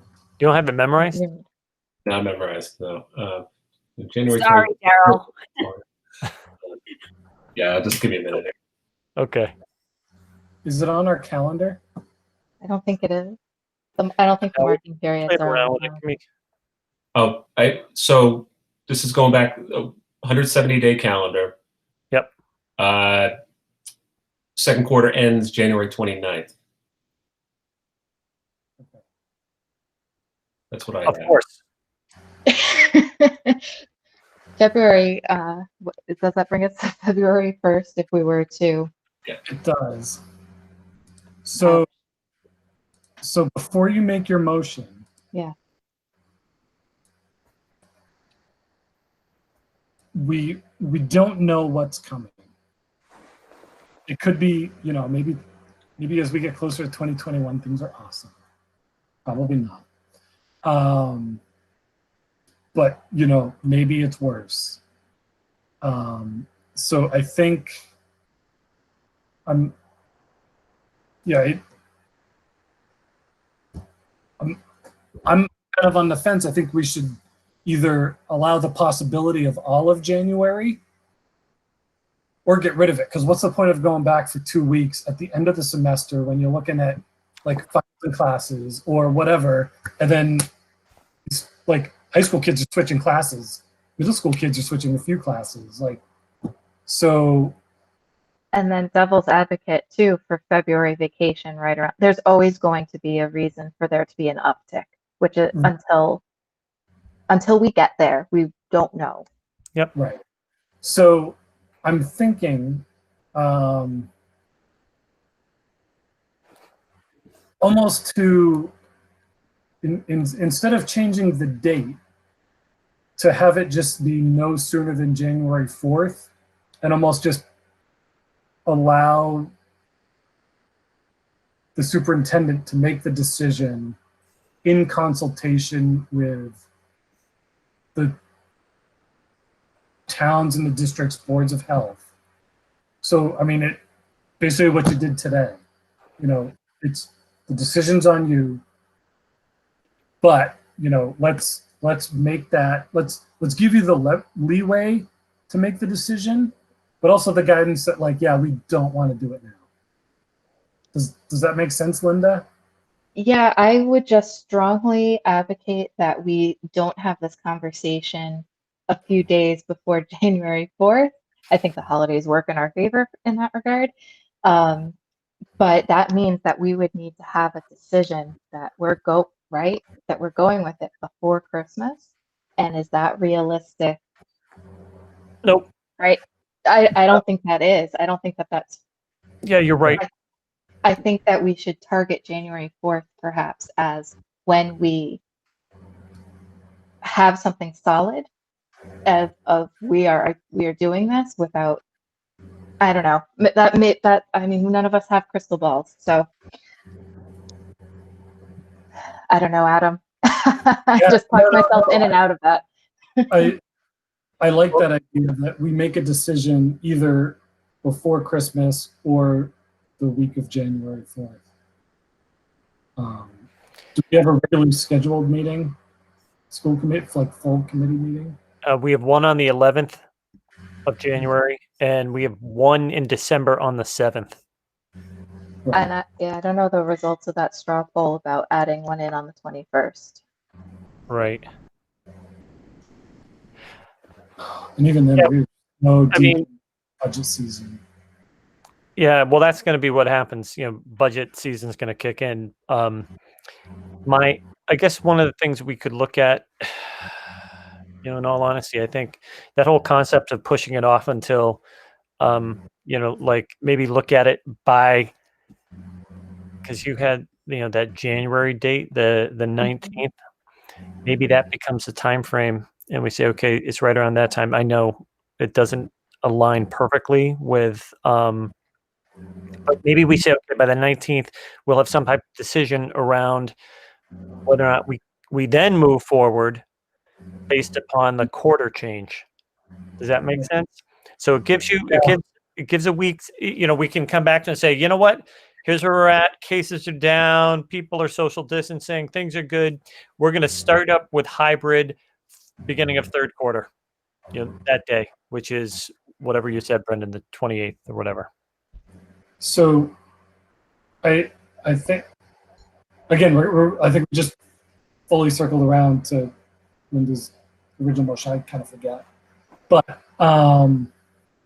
so I think I like that. If we shift it from January 4th to no sooner than January 19th, then that gives us at least a full committee meeting before that and discussions in December, which I sincerely hope we have. I mean, as much as I'm good with not having more. Yeah. So yeah, I think that's at least the responsible decision, is not the first 2 weeks of January. I agree. So then So then the idea is to have the no sooner than shifted to January 19th instead of, is that the, I think so. And okay. again, another one of my reasonings is that we're saying no sooner than, but not everybody hears that. And going to be less communication, less everything during the holidays. So everybody's going to be like, oh, yeah, going back to school on the 4th. Boom, end of story. Whereas if we say the 19th, then we get past the holidays and now everybody's back in this, when are we going? I don't have my schedule. What's my bus route? What's, and then everybody's paying attention. Okay, Right. so are you making an amendment? Or Sure, I will make a motion to amend the motion on the floor to change January 4th to January 19th. I second. Okay, now we can discuss it again since we just we discussed it, so we got the motion right, so I'm okay with that. Okay. And again, this is just a motion for this subcommittee to recommend to the, First, we've got to vote on the amendment, don't we? yes. Right? Yeah. Any discussion on the amendment? Nope. Okay, Linda? Yes. And I vote yes. We better agree on these. I'm not sure what we do in a 50-50, except it doesn't pass, I think. So. Right, yeah, then it needs majority, right? So. Yeah. Okay. So the amendment passes, and the motion on the floor is now to delay hybrid reopening to no sooner than January 19th. Okay. All right. I'll ask you to send me the notes that you're taking tonight if you can, or at least tomorrow morning, so that I can use them as notes tomorrow night. Yeah. Yeah. Okay. Any more discussion on the motion from anybody else in the peanut gallery who remembers what a peanut gallery is? I don't even remember what it is, but like my parents had some videos on we would watch in black and white. So it was probably Uncle Gus. Oh man. Okay. Before I feel too old. Nothing else? All right, Linda. Yes. And I'll vote yes. The motion passes unanimously. The subcommittee is recommending to the full committee to delay hybrid reopening to no sooner than January 19th, 2021. Great. Well, this is the responsible thing to do. It is. It is. And again, on that same vein, I'll jump back on that because I feel like it's my soapbox. But for the kids that can do remote, absolutely, I think this is the way to go, and to keep those kids in that need to be in.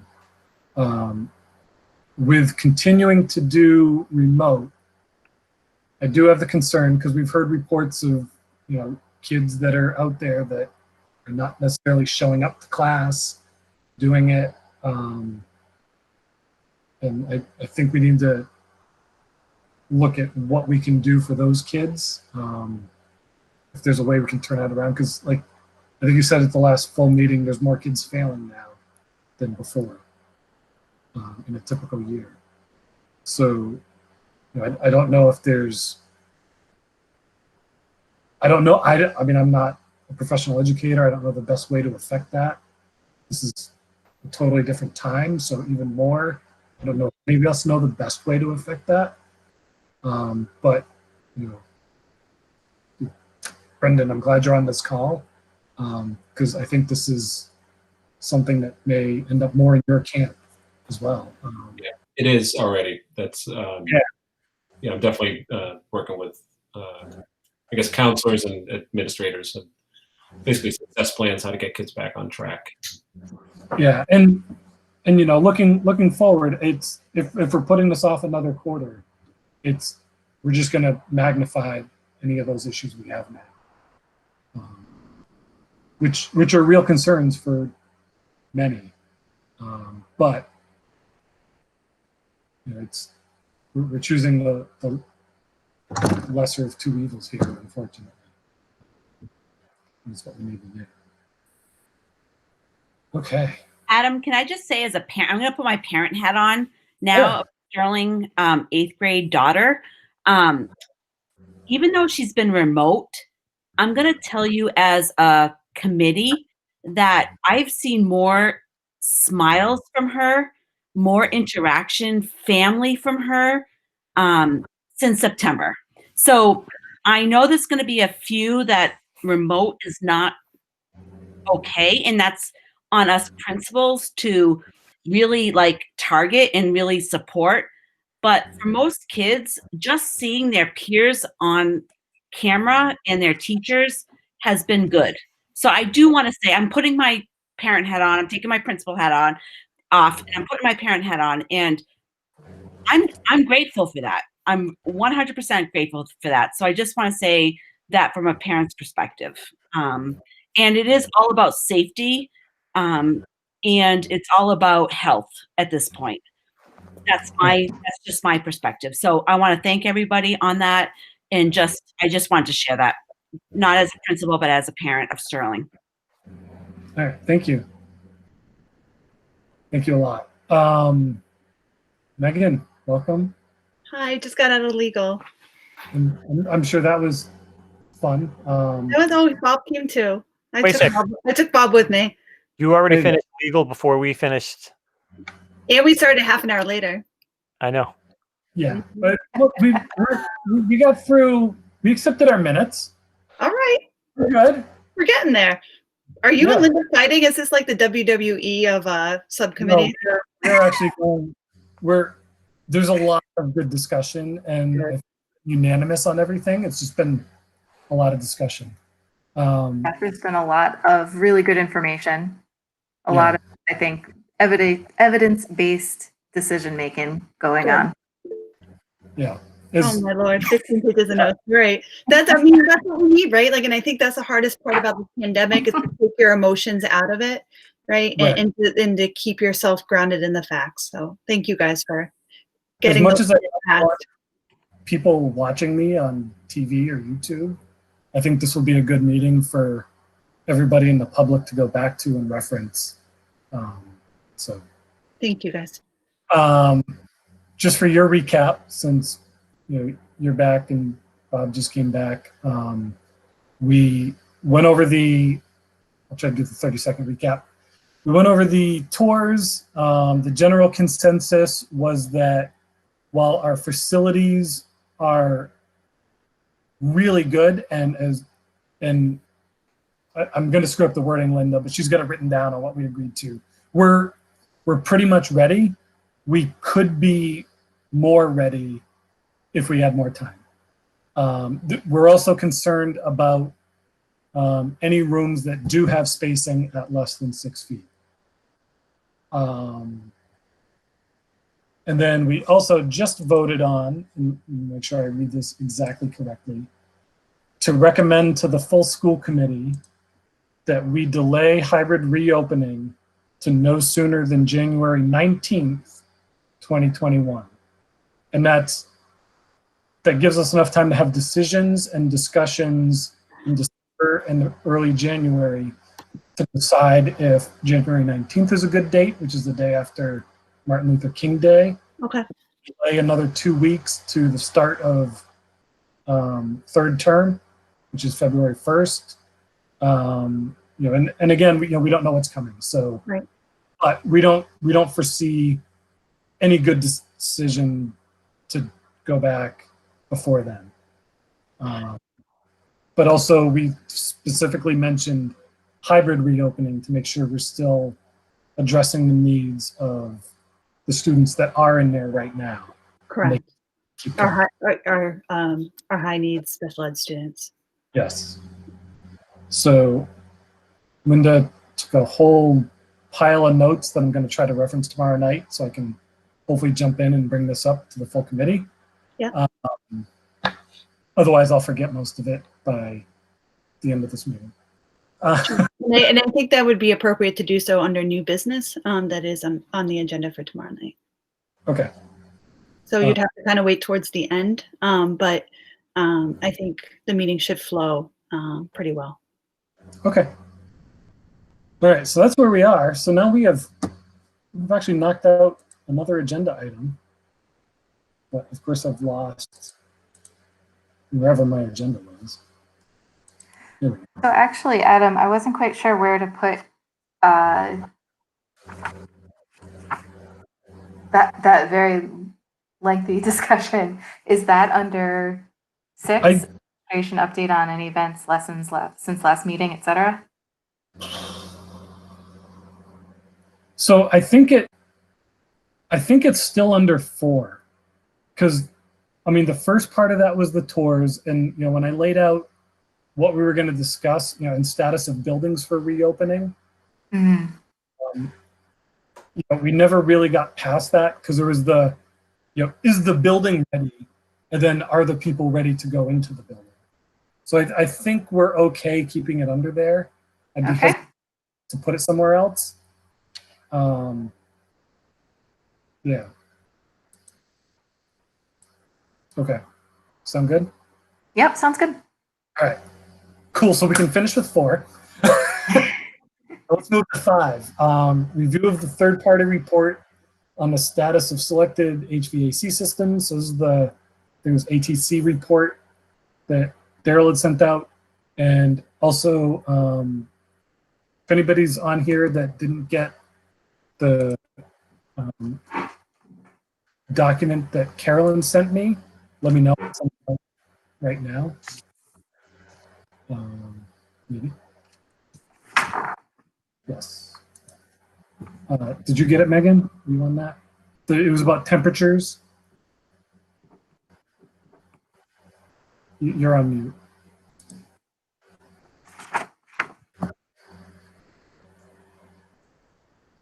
I forgot the Control D. I don't have it if you don't mind sharing it.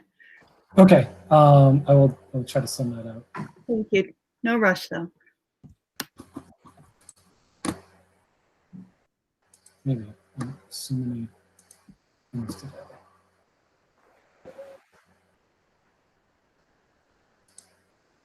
All right. So anyway, Daryl, while I'm emailing this out, can you start on the just a brief overview of the HVAC report?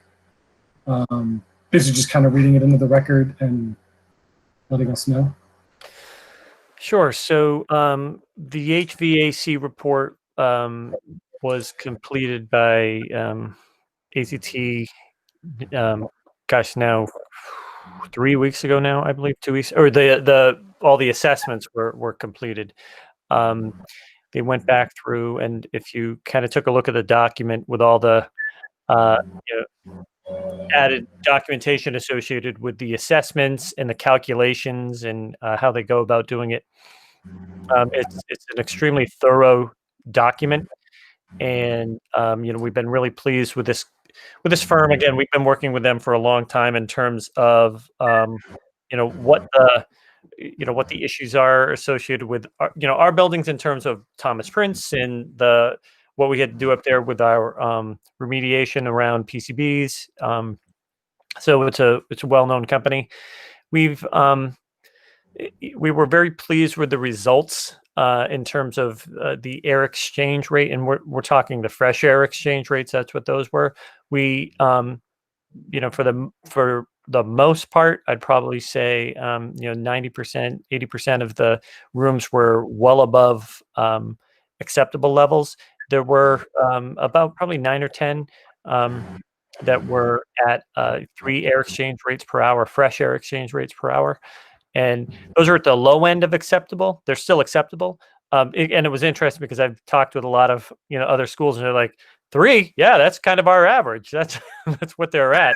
And they just open their windows, and put fans in to blow the air in. So they've actually, it's a little different. So we were very pleased. I can tell you that our HVAC people have been working 80 hours a week to do this. And this is like everywhere. And I think, Adam, you had the opportunity to see all the rooftop units on top of that high school. And that's just the high school. Granted, it's a big building, but we have many, if not 1,000 units right under that in terms of the number of units that we have to maintain and take care of throughout the district. And we have, we just have a couple people to really have that happen. And it's a lot of work. So that was helpful. I think the report just kind of helped to solidify how we were thinking we were doing. I'm glad we had it commissioned. And again, Chuck, who is the person that kind of put the whole thing together, has been working with us for a long time, and we appreciated the fact that he finally got it out to us, and we could share it out with everyone. So that's kind of a really brief synopsis. But when we're looking at the air exchange rates, the fresh air exchange rates, they were for the most part very good. Open it up to questions, comments. So I also thought it was by and large a really good readout of because that's it. That's what it all comes down to, ventilation to such a high degree. And I'm glad that you're reviewing all of those 3 and under rooms. I have two main questions. That was just a sampling. So how confident are we that there aren't more rooms that need to be taken a look at to see what they can do to up the exchange rate or the fresh air changes? And then my other question is, do we have enough people for the maintenance, for the extra wear and tear that our buildings are going to take, because we can't seal them up and heat them, and we have to have more windows open and do these other things and have the dampeners open more, these other measures that I would assume take more of a toll on the systems. Do we have enough for checking, for keeping up with workload? Both great questions. The first, if we go back to, what we're doing. So we have airflow. I think I've said this. We have the airflow meters and also the CO2 meters that we can actually go through. So Bob has this really nice spreadsheet with all the calculations already built out based upon measurements of every classroom. So that's one of the things that we'll be documenting is, okay, as we kind of go through. So Craig has been going through to ensure that all the HVAC systems are working properly, thermostats are set and so forth. Then what we have are the handheld systems or meters that we use in order to look at that. And then we pop that into the spreadsheet, put it into a cell, it pops back up with our numbers. So we are doing that. So that we're going to be doing that with all the spaces. The second one comes down to personnel. Could we use more HVAC people? Yes, they're really, really hard to find. In terms of people that want to go work for a school system. So typically what you end up doing is you contract out. Well, we will be in a good, here, the best part of what we've done is that we've done this heavy duty maintenance on every single HVAC system in the entire district right now. Typically, Craig can't do that. He doesn't work overtime and overtime and overtime. Like, he's getting to the systems that need help. And then the other ones that are just kind of making it, we'll make it. And when they break, we'll change the belt. He's been proactively doing that since, May, and just all, every school all the time. He's up on the roof or he's in a classroom, maintaining these things. So they should be better in terms of just their overall working right now. So that's the good news. The tough part is, I think some of them are going to be working overtime because we're opening up our systems before school starts and after school ends to keep that air circulation going more frequently. And we're also going to probably be running the heat a little higher in spaces that we have to open windows. So that's going to, again, that puts a little more pressure, not so much, yes, on the unit vent, but also on the boiler. So we do have contracts with boiler companies already that we can tap into, but yeah, it's definitely something that we're looking at as well. I know we talked about the resource nurse, but having another body to help out with our HVAC systems would be, really important. Daryl, I could add a little bit to that. Sure. Linda, we're working to train our head custodians on how to use the meters, the airflow meters, as well as the CO2 meters. So we'll be going through the different schools to make sure over the next few weeks that we train them up. At that point, they can also have access to the tool that I have, and as long as they measure the width, the length, and the height of a room and get the airflow reading, they can put it in there, and then that'll give them an air changes per hour value that they can then look at this report and find some room that has a similar value, and that can tell them then, okay, you can have about this many people in, or is this a good reading or not a good reading? So that's the way we can sort of back into it. We certainly don't have enough money to pay for every room to be measured. And in an ideal world, that's what we would do, but we certainly can't afford that here. So that's how we're trying to make it work, Linda, to answer your part of your question. Bob's done a great job, organizing all of that. It would be a $500,000 endeavor for us to have every room tested by this company. And we're not that we're going on the cheap. We're buying these other items that are still expensive, and we're putting them in the buildings, and we're testing those. And as Bob said, the custodians are learning how to do it as well. So that'll just be a good thing for us to do continually. And we said, we did say to the teachers union we'd be sharing that information with them, so they would feel comfortable being in those spaces. So that's kind of a 40,000-foot overview as well. Okay. For good questions. So. All right, I'm back. I didn't actually go anywhere. I just turned the video off so my computer would catch up. I didn't have any other questions. Again, still open to anybody with comments, questions on this report. I think it was good. The results were, I think, even better than last time, which is good. Again, keep looking at everything, as you're doing, as direction from me personally, not necessarily the subcommittee, but keep going, keep looking at it. It's no time to stop, and based on what we're recommending, if that continues with a full committee, hopefully tomorrow, it gives us an idea of where we can focus on the areas where kids are now, expand out from there, and go with that. Again, this is that.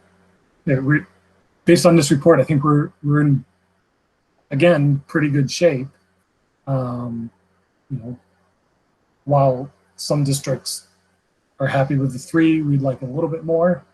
And again, this gives us the time to look at it. And if we can't get there, we can't get there. If we can, we can. But this is, hopefully we have the time to look at that and look at alternative measures or other ways to attack the problem. So.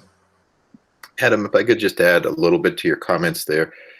Yep. I think what's important is that we also remember the age of some of these systems, and some of these older systems, ancient systems in some cases, were not designed to have 4 to 8, as they say in the report, air changes per hour. They just weren't. They were ancient, and it was, okay, they're bringing in some fresh air. And things have been, since in those last 20 years, have been standardized, and that's kind of what we're also fighting in there. So we will certainly try to make those things work as best as we can, but that's just a reality. ECC, our Early Childhood Center, has some of the oldest air handlers in the district, and that's some of the challenges that we have in that building with those systems. So just to let you know. Yeah, no, it makes complete sense, and again, based on what you and I were talking about last week, Bob, and the PPE plan, what we're looking at for purchasing, if we can push some of that off, maybe we can take some of that money and get another piece of equipment in those select rooms, and we get 3 plus this other system does 1, and now we're at 4. Yes, and again, I'm not looking to dictate what that solution is. But just You know my favorite one. the box fan with some filters on. With the filter tape to it. I love that. I think that's great. All right. I'm good with that. I'm all about The my things that tickle my fancy. But I shared that with Daryl today, Linda, that the solution you told me about, that was amazing. And that's official San Francisco Department of Health suggestion. So it's got some legs to it, I think. So yeah, I was trying to remember who told me that. It was you or Jim Cavello today, Bob. And Adam, I think that is a great approach on how we're going to do this. I don't think we could sit down at any one point in time and say, look, here's how this millions of dollars, let's throw it at, we got to pick off the HVAC systems. Like, all right, we're going to focus on this. We're going to do this. I think that's a great approach. That's kind of how we're going to have to make it work over time. Right. And again, this is just us looking forward. These are things that, we're in a tough district. Everything gets put off every year because we don't have the money, and we got to look at it and go, well, maybe we need to update some of this stuff. And it's not going to happen this year or next year, but let's put this in our back pocket and pull it out later and go, yeah, we do need to update this stuff as we go. So, Linda? Actually, that's my question for this that I think works for the future. A new ECC building for sure, I think, is something that we've got to have in our long-term planning. But I was thinking more short-term, are the limited COVID funds or CARES Act funds that were made available to towns, are they willing to collaborate on the buildings and help us out? Something like that. I mean, between the town agreements and everything, are we approaching that threshold where we can talk to the towns about upgrading some of the oldest ones? I know the ECC and the high school are a different kettle of fish, but for the other towns, is there an opening there to I mean, sooner rather than later, even though it is a longer. Yeah. So we started talking with the towns about this, 4 months ago, 5 months ago when the money first came out. And, it's interesting because Paxton came back out and said, hey, we're not going to use all of our funds. And, if there are things that you think might qualify, put in for it. So we have the entire system that we have put in for down there, upgrading the pneumatic system and the thermostats and so forth. The funds from Paxton are going to cover the costs for that. I just signed off on the paperwork today with the town of Paxton. So that was all kind of that literally just happened where they said, oh, hey, by the way, we're good to go with this. Give us the receipts. Again, we're reaching out to other communities. I think people aren't sure what is actually going to be, what's going to be necessary for a lot of these towns. So, and a lot of these towns have some major issues associated with their buildings to begin with. Again, we felt pretty fortunate we were able to get that. But Dan and I are still talking with the towns about that as well. And I think Daryl's being a little modest here. This was based off of a couple-hour conversation and a couple of conversations he had with Paxton in order to get us here. But we're very appreciative of the fact that Paxton's helping us out with the cost of that building. Yeah, that's huge. Yeah, it's great. Yeah, it was very nice, very supportive. And again, I think it's one of those things where coming together as a community, this has really brought people together. It's torn some people apart, but I think it's divided certain people. But I think it has brought a lot of us together. So that's been very, very appreciated. This has been appreciated. Good. Before we go into the temperature stuff, which I did send out to everybody, it took me a while to figure out Google Drive again. But before we get into that, is there anything else on this report? Okay, so let's bring up just the topic of temperatures. I know we've talked about it before. We talked about it when we were going through all the HVAC stuff in September, October, looking at the report from before. It was brought up that we haven't been able to adjust the temperatures yet. And then we're going in and we have to redo calibration. So I guess, what is the current status of that recalibration? And then, once we get through the recalibration, what issues do we still foresee? So I spoke with Jim Cavello today about this. Paxton, I think, is all set. I think that was finished up this weekend. That was the big one that really we redid the entire system. I did not talk to him about ECC. Bob, I'm not sure if you had the opportunity to talk to him about that, and where we're at with ECC and the thermostats. ECC still requires a bit more time and effort, yes. And Paxton, they did finish up on Saturday, and that's for the daytime cycle. The evening cycle, at this point, they're still adjusting some things in there. So if teachers are staying late, it might get pretty cool in there right now until they finish that work. But for the daytime, for the teachers that are in during the normal operating hours, everything's fine. Great. I know Central Tree, we're still in the process of doing a couple of those systems at a time, but they should be ready to go, if they're not already. And other than that, Adam, other systems look good. We're going to have small calibration issues that occur as we turn the heat on, and that's something that happens typically. We'll just make sure that, and again, I think this goes back to Linda's question. Hey, might you need more people?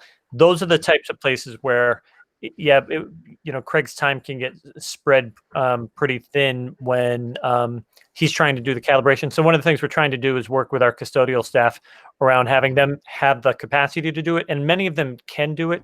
We have more automated systems now, so it's a lot easier than it used to be. These old systems like we had in Paxton were just they were impossible to deal with. It's like the system here at ECC, not here, but at ECC. We have it's the most ancient boiler I've ever seen. It reminds me of Mike's, was it the steam shovel? I don't know if anybody ever said Mike Mulligan and the steam shovel. Yeah, so that's what it reminds me of. It's just the oldest boiler ever, and they built a school around the boiler. Yes. It's amazing.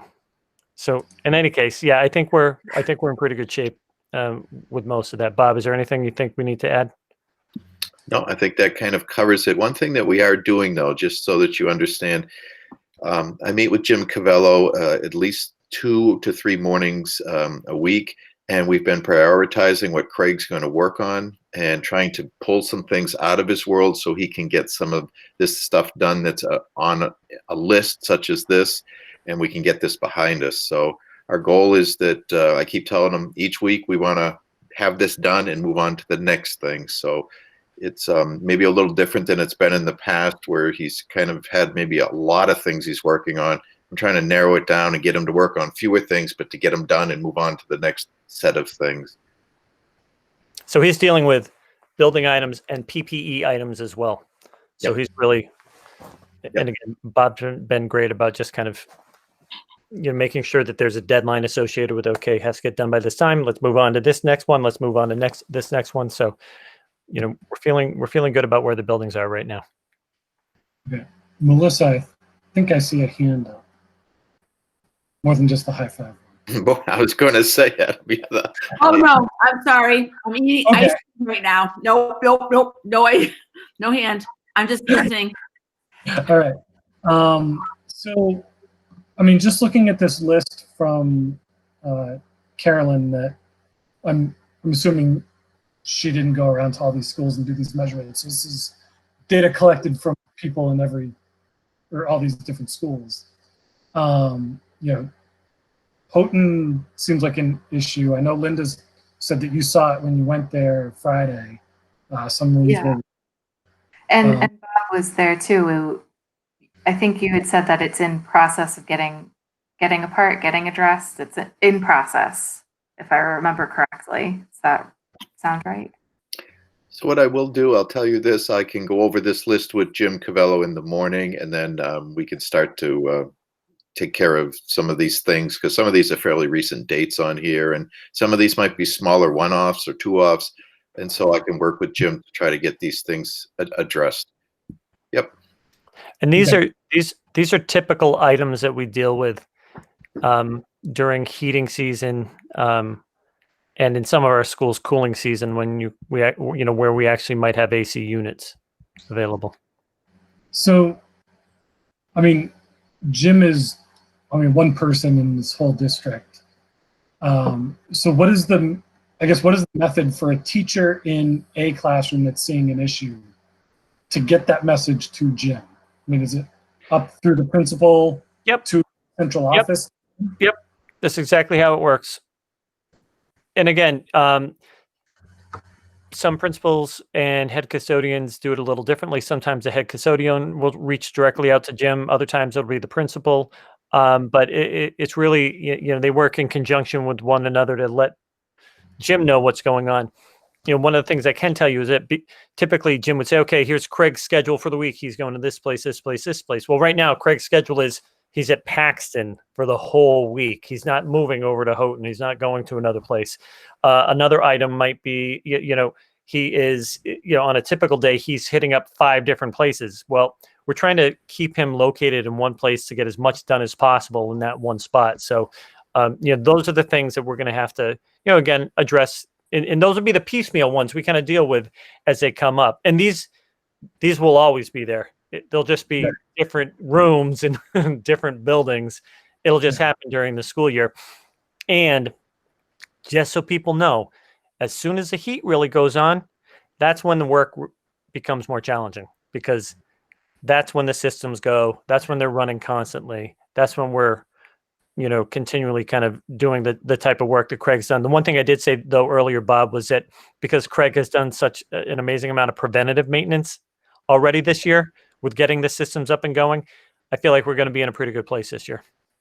I agree. And Adam, to be honest with you, when I go through this list with Jim, he'll probably identify several of those and say, yeah, I'm aware of that. Melissa Wallace called me. I'm aware of this. But I just want to make sure that he's aware of all the ones that are on there, especially since there's dates that are associated with them. So right. And I think it's good. I from my viewpoint, stumbling tonight. My concern is, this stuff's running all day. Whereas in other years, like, it might shut down. So any issues we see are going to go from like, wow, that's inconvenient, to unbearable pretty quick. So it's just, this is that year that it's going to be worse. Hopefully it's not an issue until January and we're able to address it all in the meantime, at least most of it. But again, understanding that something's going to happen to a room and it was fine yesterday and it's suddenly today it's not, and that's when we'll have to address it. But I think it's one of those situations. It's good. This is a key communication point. Communicate out to the teachers. We understand you might have these issues. Collect all that data, send it up. They'll get in touch with this person. This person may not show up, will probably not show up the next day, but we'll have them focusing on schools as they go around. Just that communication getting out, it would be key. Otherwise, it's just someone reports it to their custodian or principal, and it's a week later because there's 13 schools. If they're knocking out one a day, they're like, well, they didn't listen. Whereas if they understand what's happening, it'll be, there's just more understanding all around. So I think that'll be good. And Adam, if I could add just one thing here, I want everyone to understand, we don't just rely strictly on Craig to come around and fix the thing. So for instance, at Naquag, there was a heating issue. Craig was up to his eyeballs in another school. We ended up calling outside help, and they came in and got the thing, because they threw a few guys at the job and we got the thing done. So I'm sure Daryl's shared that with you guys, but we're not just here to be held hostage by a single person. If something needs to get done and we need it done yesterday because it's a timely thing, the room's 110 and this room's 110, then we're going to certainly do something to move forward. We're not just going to be held hostage. We have one guy fixing things. So yeah, that's a good point, Bob. We have we have a plumbing firm that has basically been working full time for us for the past 4 or 5 months. It's literally every day. Yeah. So no, I think this is good. This is something that's good for this subcommittee to track and just kind of be kept aware of. Again, that primary is, what Bob and Daryl described. Get it done that way, and I more on Bob's point. Also kind of, this does a really good job, I think, of describing what the severity is. It's warm or it's 100 degrees, like, because there's a big difference in what needs to happen when. Like, all right, I can handle a few days, like I'm in a short sleeve shirt and get the windows open, or like we can't be in this room. So yeah, I was getting pictures with thermostats. Yeah, which is, I mean, that's great info. It's ideal, because then it can allow them to prioritize what needs to happen. If you're the one in a room that's 83 degrees, it's hot, and you might not be happy that you're not at the top of the list, but it's good. Go ahead, Linda. No, sorry. The other consideration though is that those temperature changes affect the ventilation capabilities, and so that's just, I just want to make sure that that's like out in the public sphere of why we're talking about this so much, is because that has an impact on how many fresh air exchanges you get per hour and the quality of the ventilation that you're getting. So I'm no expert in this whatsoever, but that is something that I have come across time and time again, is that has a big impact. So. Good. All right. Any more comments? Anything else you want to highlight in this, Carolyn? Nope. Thank you. All right. Thank you very much. This is good. And we'll continue to track it. And if it gets updated, just before a meeting, let us know. I'll send it out to everybody again. Again, I separated this out as a copy so that it was a snapshot in time, because I'm assuming you're updating it constantly. So this was a snapshot of earlier today before this meeting. Sounds good. Okay. And back to wherever my agenda went. I'll take recommendations. Anybody know where we are? You're finished with 5. Are we able to move on to 6? I think so, if you can tell me what 6 is. Administration update on any events and lessons since last meeting with those students and personnel that are in person. Yeah, and again, I don't know if there needs to be a lot of discussion on this, but is there anything you've seen over the last few weeks that has been an issue or has gone really well? Not necessarily with cases, contact tracing, things like that, but just things that can apply to the future when we reopen, things like that, based on the kids that are in there now. It's interesting, because I think for the most part there are so few kids in there now. It's really difficult to gauge what something might look like. With those with a lot more people in there at that time.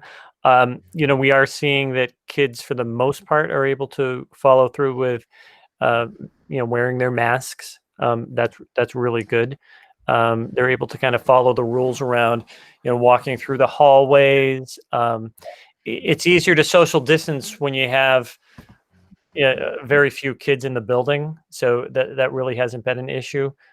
So again, I think part of it is just routines around the nurse, routines around bathrooms, those types of things. And what's great about having these kids in there is that this gives them the opportunity to really practice. If we had we're going back full bore into school, they'll have already had the opportunity to get used to this. So I think that in and of itself is super beneficial.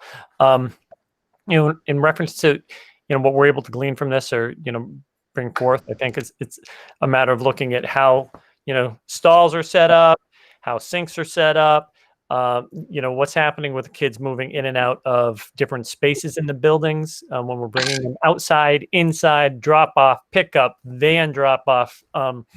All those items come into play. So it's, like at ECC, parents wait outside and then someone will come in, bring the student, and they bring the student in. Whereas parents used to walk into the classrooms with the kids, bring them into the hallways and then say, see you later. So it's a very different world. So we've been able to flip that switch. So those are things that we've, I think been able to bring forward pretty easily. It's not easy. It's still going to take time. But I got to say, the staff the people who've been in have done a fantastic job. The teachers they're just cranking it. They've done so well. So. Speaking of bathrooms and those things, and so you guys, in terms of facilities, we will be transitioning to putting up dividers in the schools with the least number of bathrooms. We finished Dawson. They had the absolute least number of bathrooms. And then we're going to move towards Thomas Prince is our next school that we'll be working on. That will allow all of the sinks, all of the urinals, all the stalls to be used once we have this in play. So that's what we're moving to next. We're just about done. We have maybe 3 more days worth of acrylic protective shields we need to put up. And then we're going to move towards the dividers next. We're just ordering those today, by the way, with a company, and they're going to be color coded for the buildings and those types of things. Yep. Just to highlight one thing for what we've learned, when I was on my tour with Bob in Dawson, it's kind of reinforced what we talked about at our last meeting, passing the policy on masks. We came across a classroom, and it was kindergarten and first graders. They were all high needs kids. They were all sitting there at their desks with masks, super attentive, better than most kindergarten and first grade classes. But again, all with masks on. One of them did give Bob the 3rd degree on who are you? Oh, you're a visitor, and I think he made a friend.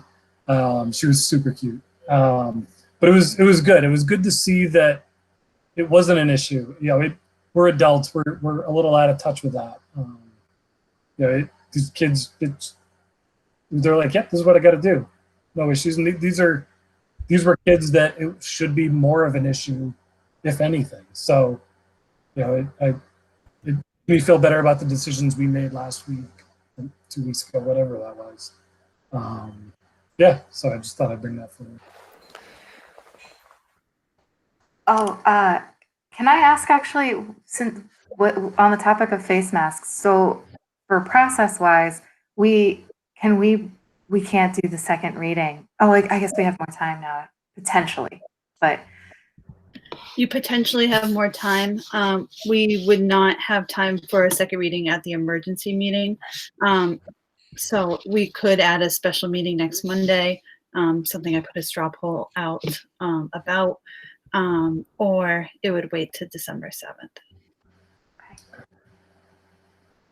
And I mean, again, it's that borderline anyway of, it's our policy, and if administration decides to implement it early, we'll take a complaint. So, all right. Anything else on this topic? Yes, we're moving right along. Are you trying to beat my records, Adam? I don't know. Actually, I do have one more question. We were going to have attestation forms. Did I get that right? I feel like I put the emphasis wrong. But the attestation forms for entering, getting on the bus, going in the buildings. Are we? Yeah. That was part of the reopening plan, but that was part of the reopening plan for all school districts, and what they're finding is that it doesn't work. So it's just basically what we're sending out is a documentation to families saying this is the expectation on a daily basis. Bink, bink, bink, bink, bink, bink. Staff, this is the expectation on a daily basis. So we already have that ready to go. The every day checking in, making sure you're It's district. like, yeah, check, tried check, it. check. Yeah, didn't work. So, and then you're trying to call people to find out where are you okay? You didn't fill this out. Do you stop the kid at the door? Do you not? Didn't work. Too busy contact tracing anyway. Right. Yeah. Would you or have you considered that whenever we're going back, having a voluntary kind of list of things, of places you might have been that might have been a little bit riskier or something like that, so that it's a little easier to, I don't know. I was looking at the different state travel guidelines because I have no family in Massachusetts, and so. Yeah, I think, I don't know if, again, those are those tough things to keep track of, because the nurses and the principals are already going to be so up to their eyeballs with things. But I think if there are things that go on that people want to kind of say, hey, by the way, we went to wherever it is. I mean, you're in the United States. It doesn't matter where you go right now.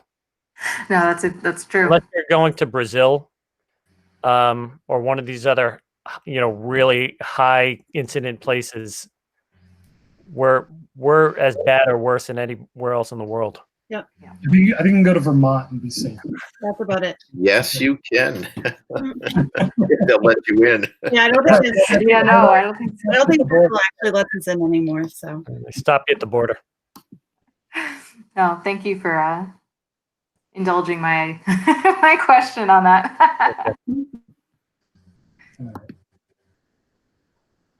Okay.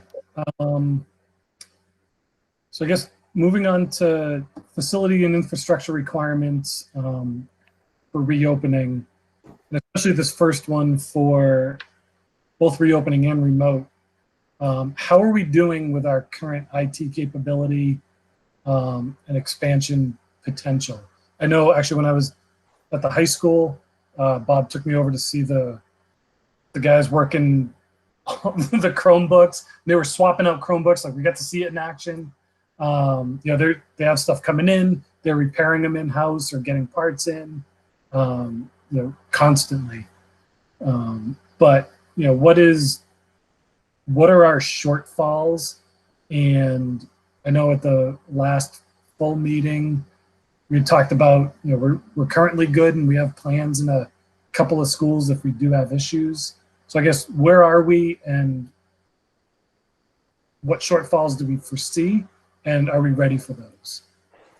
So we're, I think I talked about this at the last meeting. We're updating the two fiber optics up in Sterling. So we're going to be in a better spot up there. And if we need to upgrade whatever it is we need to upgrade, we can do that. We won't know until we have kids in the building utilizing the bandwidth. So getting that done is really important. Most of the schools are in really good shape right now in terms of bandwidth. As we get these 1,200 Chromebooks, we're once the tech group is kind of getting through some of the stuff that they're dealing with right now, we're going to be able to look at those and it's really refilling a lot of the carts that we have with the older stuff, getting some of these into kids' hands, kind of seeing how we can flip them out a little bit. So we're looking at a couple different things. So I think we just took possession of 1,200 of them the end of last week, and which is a lot. And it really looks like a lot too. It's a lot of cases, but we what we have to do is now kind of say, okay, how are these going to get divvied up, depending upon what direction we go in. So we've got that, and we still don't know when the other ones are coming in yet. I don't know, Bob, if you've heard anything new on that. Sure. We've got 1,200 of the 1,550 of the 2,550 that are coming in. So we got another 1,200 coming in, and then there's 150 for staff that are also due in any time. The ironic thing is the 1,200 we're waiting for were the first ones we ordered, and we ordered those months before this crew that we just got in, this batch we just got in. We're trying to have the kids that are going to be in grades 6, 7, and 8. That's our priority to swap out. So we're going to ask them to bring back their machines. We're going to give them this new machine. We want to be able to be 1-to-1 in grades 6, 7, and 8 with these new machines. then when they come to school, we'll be asking them to bring those with them, just like in the high school. They'll travel to school and home, depending on the day. And partly the reason we're focusing on those grade levels, we have some curriculum, namely the social studies curriculum, that's completely online. So these kids need to have a device, every single one of them, in their hands. So that's why we're focusing on that. And then, as Daryl said, we're going to take those devices we get back and start to repopulate the carts and get those back into the buildings. The first thing we're going to do before we repopulate the carts, there could be a few individual kids that absolutely need to have a school loan device in their hands. For instance, if they're a couple years behind in, let's say, reading, and we're going to put them on Lexia for so many hours a week, there's a high priority kid. So we might do a few of those sort of one-off kids to try to get a device in their hand. And then we're going to repopulate the carts so that in the elementary grades, when the kids are in, they can have access to these carts. So that's where we are with that. Daryl mentioned also that we're trying to increase the bandwidth to the internet in Sterling, and that's one of the areas where we thought there could be some we'll be hitting the ceiling. We're working on making sure that teachers have the other devices they need, microphones, second monitor, document cameras, those types of things. We have a lot of webcams as well we've already given out, and we have more that we can give out. And trying to troubleshoot with individual teachers right now. For instance, just today, there was a teacher who has some lung issues that have manifested themselves, and she's under treatment, but she can't talk as a lot. She can't use her teacher voice, as a result. So to get her something where it's a microphone and she can talk softer, but it's got a speaker that she kind of puts on her hip, and then the kids can hear her not only in the classroom, but also online as well. So we're trying to troubleshoot some of these one-off sort of teacher things like that. And that's a good place to kind of be. I think the biggest thing that we're going to see in terms of a challenge with tech is the training of staff, and how are we going to get that done? And we want to get it done in a timely fashion. Some of it relies on us in-house to get up to speed with the new apps we're buying, because there is no outside trainer for them. Some of them we're buying in and having outside people do the training for us. That's kind of a combination, and that's the challenge we have right now in terms of tech. That's our biggest challenge. I think we're getting enough stuff. We're getting enough bandwidth. It's the training on the apps that we've just recently purchased to get teachers so they're comfortable with it. Okay. For some of that, is it possible to, and again, I don't even know if it's possible to do this within rules and, if people are willing to do it, but, I know within any group, like in teachers especially, there's the people that are the early adopters and have been using this their whole lives, and they're just good at tech. Is it worth kind of setting aside some of these Wednesday afternoon kind of things for, and let them almost lead internally, and let, almost like small groups of teachers can get with these people, and they can kind of share what they've done, and then also troubleshoot, one-on-one, two-on-one, something like that. Like, oh, let's see how you're doing it. What are you teaching? Something like that. Just, and maybe using some of that time on a Wednesday afternoon that, it's time, it's in school, it's paid, and like let them share together. I don't know if it's possible, if it would work, but just Adam, that's certainly one of the approaches we have used and we will continue to use. Okay. I think, however, we're at a point, and we got Carolyn here, who's a teacher as well, that you need somebody that can provide just-in-time support. So I've got kids in, I've planned this lesson, I'm using this darn thing, and guess what? My second monitor or my mic now doesn't work. I need someone in within a few minutes to get this going, or my lesson's going to tank, that type of thing. So we're at that point where technology integration specialists, we really need those things, because we have a lot more teachers that are relying 100% on using this technology every day, as opposed to a nice to have. It's become a gotta have. I got to have this thing work for me today because my whole lesson's built on this, that type of thing. So that's the point we're at. Daryl talked earlier about maybe some other needs we have for staffing, but that's certainly a need in terms of instructional support for teachers. They need to feel like we got their back, when they're out there on that plank trying this new app for the first time or two, when they got some 20-something kids on the other side, So. Yeah, no, that Even, oh, sorry, Adam. No, go ahead. Okay. I was going to say, even before 2020 hit, that was on the long-term tech plan, right? Was to bring that in for this year. You were clairvoyant.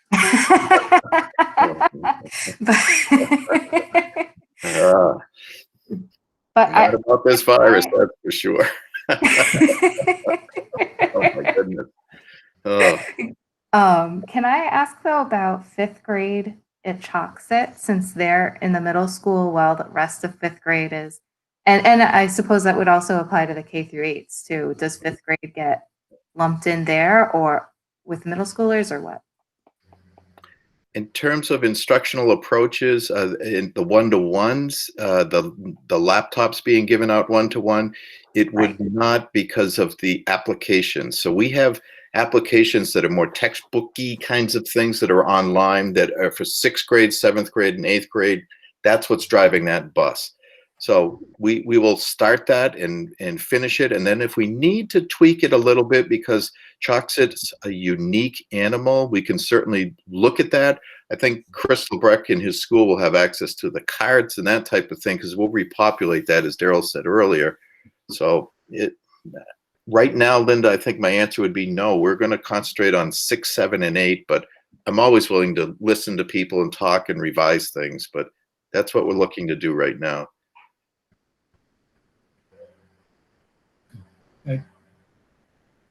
Is trying to keep this cup half full a little bit. I mean, we're tech-wise, we're way ahead of what I thought we would be 2 years ago. So, yes.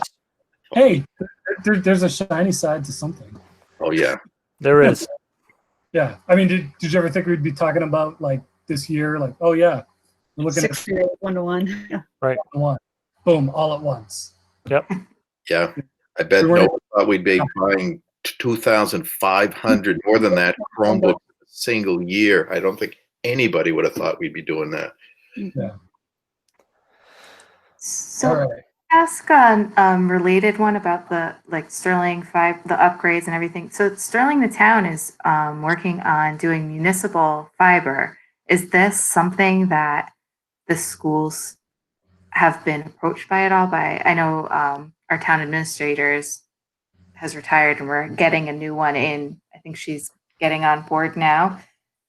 Has this been approached with the schools as being part of the piloting program or anything? Or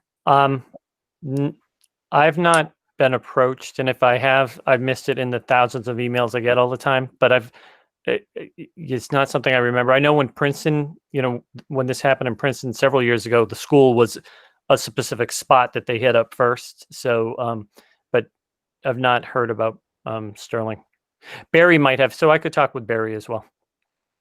Linda, it could be the difference between short-term plans and maybe longer-term plans. Daryl and I have been strictly focused right now on what do we need today so we can work tomorrow. And so we've just been, you got to upgrade the access. So Barry's been just dealing with the service providers, not with, in the future, the town will have this available. We've got to be reacting for today, the type of thing. So it could be that they've reached out to Barry, as Daryl said. Right. No, they were putting it in as COVID was hitting. Yeah. So that's where I was just wondering if it happened. I mean, we need more bandwidth, right? And they're working on that already. I was hoping for some synergy there, but I know it's COVID, right?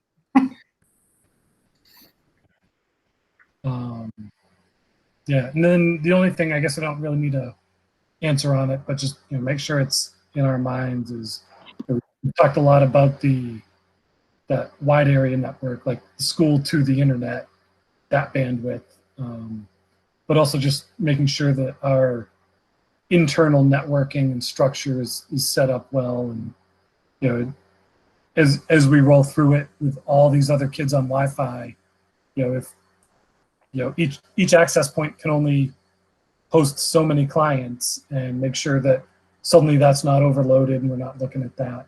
Yeah. And Barry's been good about that, rolling stuff out. Yeah. It's just, we're in really good shape in terms of that. Moving forward, again, when we bring kids in, remember it's going to be an internal, so we're going to be doing so much of what we're doing internally.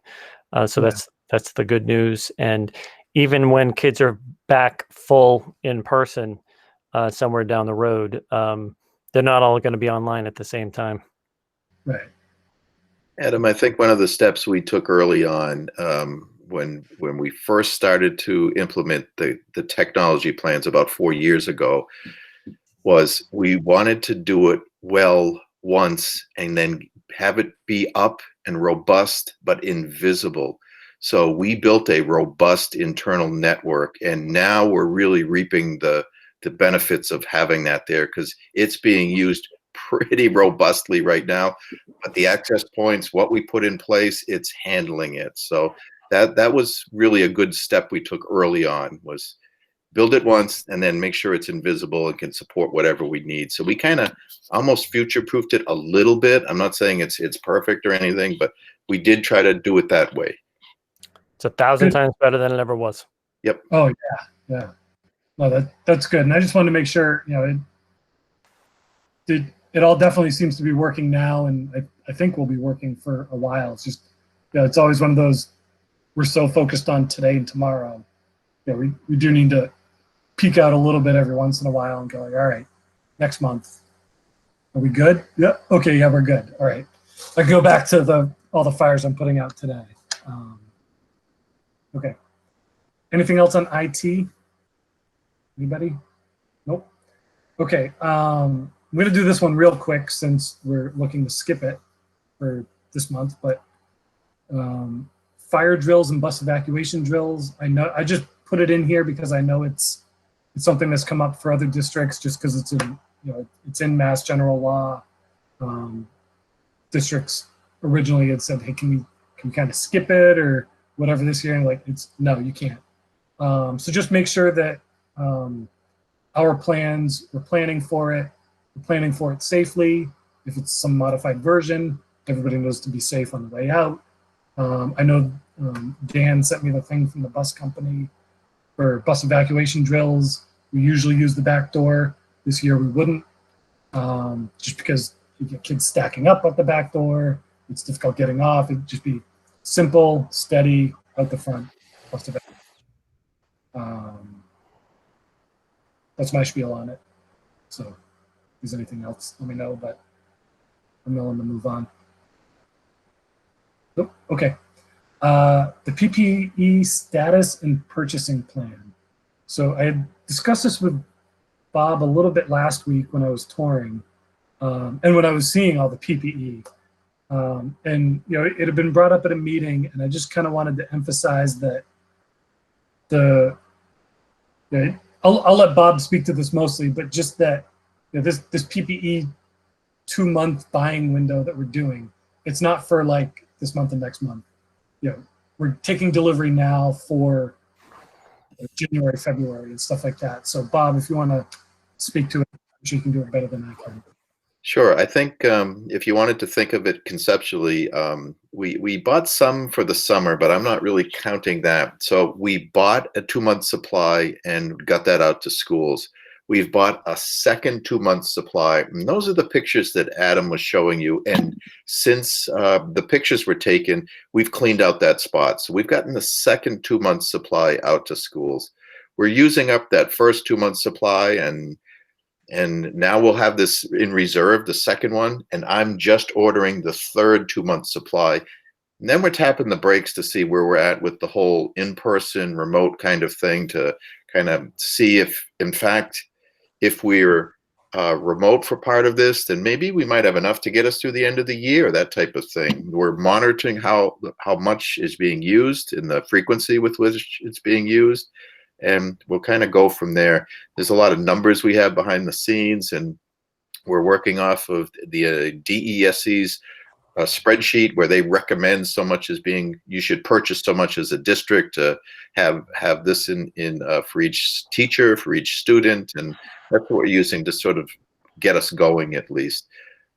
We will have enough in the grant, the big grant that we got, the multi-million-dollar grant, to pay for this third iteration. After that, it would be local funds or some other grant that we'd be looking for beyond that. Yeah, and Bob, I'll just jump in real quick. Yeah, please do. I sat in on a Mars meeting the other day with our state senators and representatives from DESE, and they're feeling pretty positive about the president-elect and what will happen in terms of stimulus money coming the state's way and ultimately back into school districts' hands in some form or fashion. So they're hoping that happens, January, February, maybe February now. So Bob's done a great job just kind of saying, okay, let's do 2 months at a time, 2 months at a time, 2 months at a time. And, again, we just ordered another $20,000 worth of wipes today. Like, I never thought I'd okay $20,000 worth of Clorox wipes or whatever the heck they are. Bob, you have an issue if I just put up the text that you had sent me today? Go for it. Sure. Yeah. That encapsulates it. I think a lot of words just on that. So. Yeah, I mean, it's a bunch of words, but some of those numbers are pretty impressive.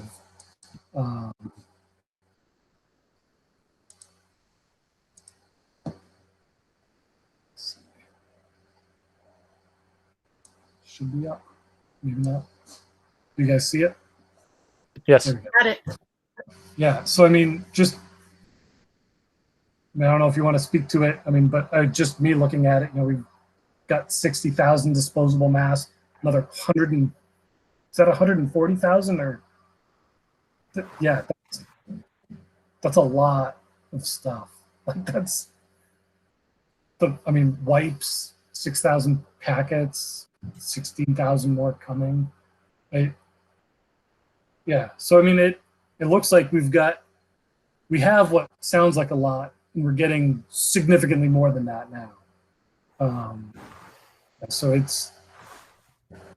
I guess I'm just surprised. I didn't realize it was this quantity. These are big numbers. And Adam, we've been doing this, and maybe it's because Daryl and I have a lot of things going on, and I can just speak for myself. I haven't done a good enough job communicating this out to you guys so you can answer maybe some of the questions you've had. So, Adam, I really appreciate you saying, Bob, why don't you put that into words for me so I can get this out? And it was part of our presentation last time, and that's where this came from as well. We are really doing an awful lot behind the scenes, and I think it's reflected in the schools as well as in these orders here. It's one fire to the next. It's like, okay, now this. Oh, what about this email? Oh, what about this? We got to meet with this person or this committee, or, oh, gee, we got some COVID cases. It just seems to be, we haven't done a good enough job communicating to you guys. So yeah. This is one of the powers of you guys asking us to slow down and tell us what you've done, I think, really, because there's been a lot that's been done behind the scenes. Yeah. That's a great point. Slow down, but just let us know as you run by. Yeah, exactly. We'll throw it your way. Yeah, thank you, Bob. Bunch of this, bye. Yeah. And this is a great document.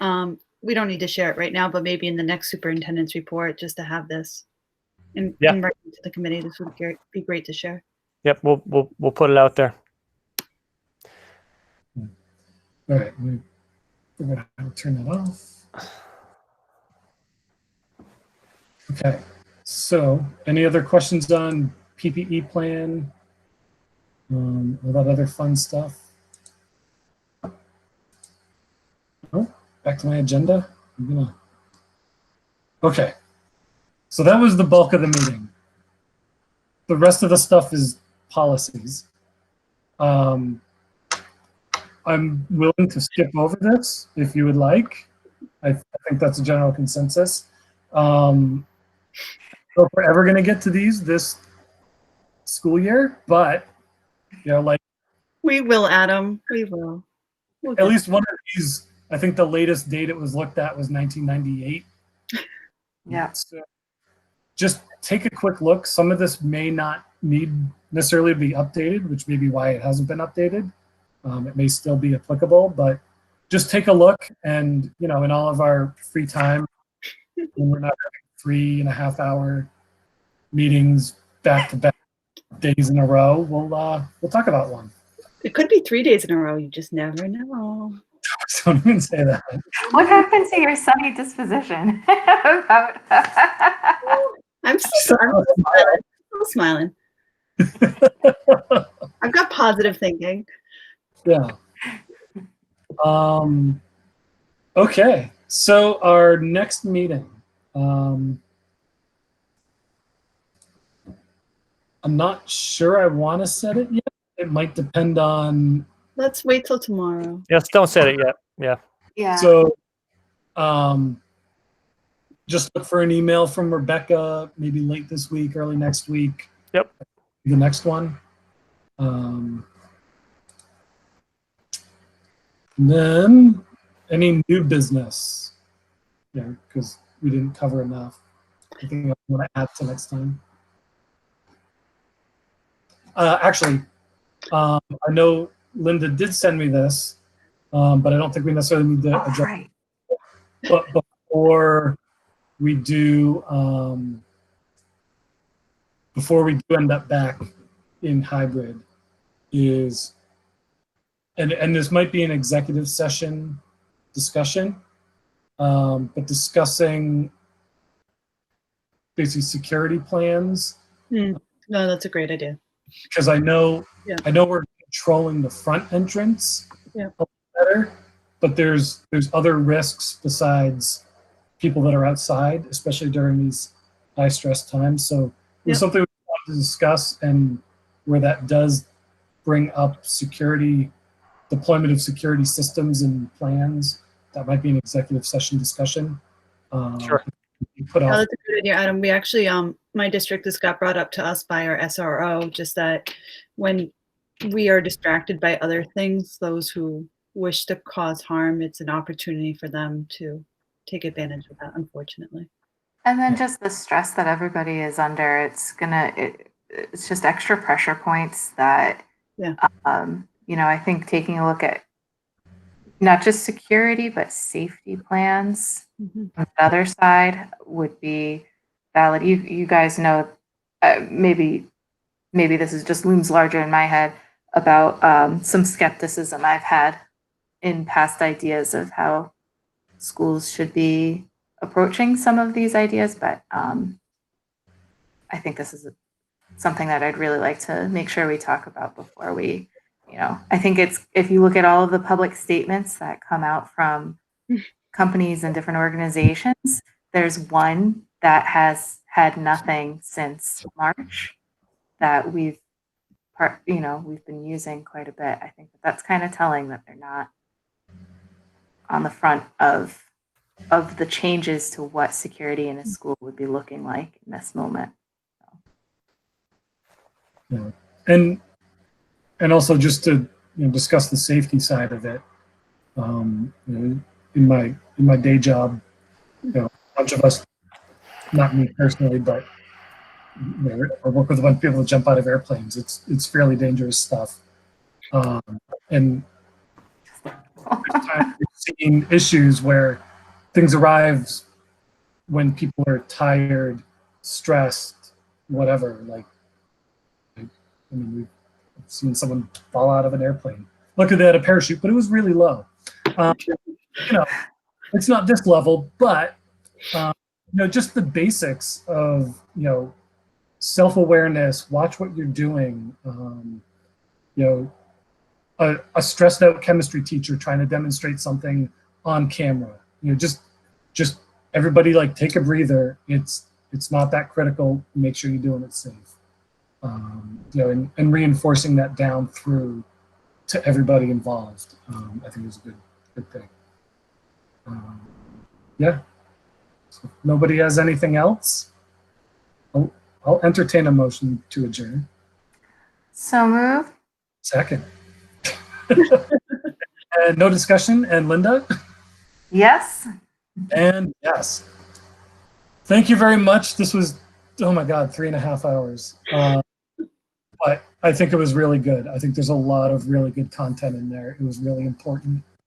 And Bob, thanks a ton for taking us around last week. That was Yes. Thank you so much. Yeah, Very was much great. appreciated it. Thanks you guys for sticking with it and Yeah. and working through the meeting tonight. I appreciate Yeah. it so much. no Thank problem. you all. Thanks for sticking with us. We'll see you guys tomorrow. Good night, everybody. Good night. We'll see you tomorrow. Take care.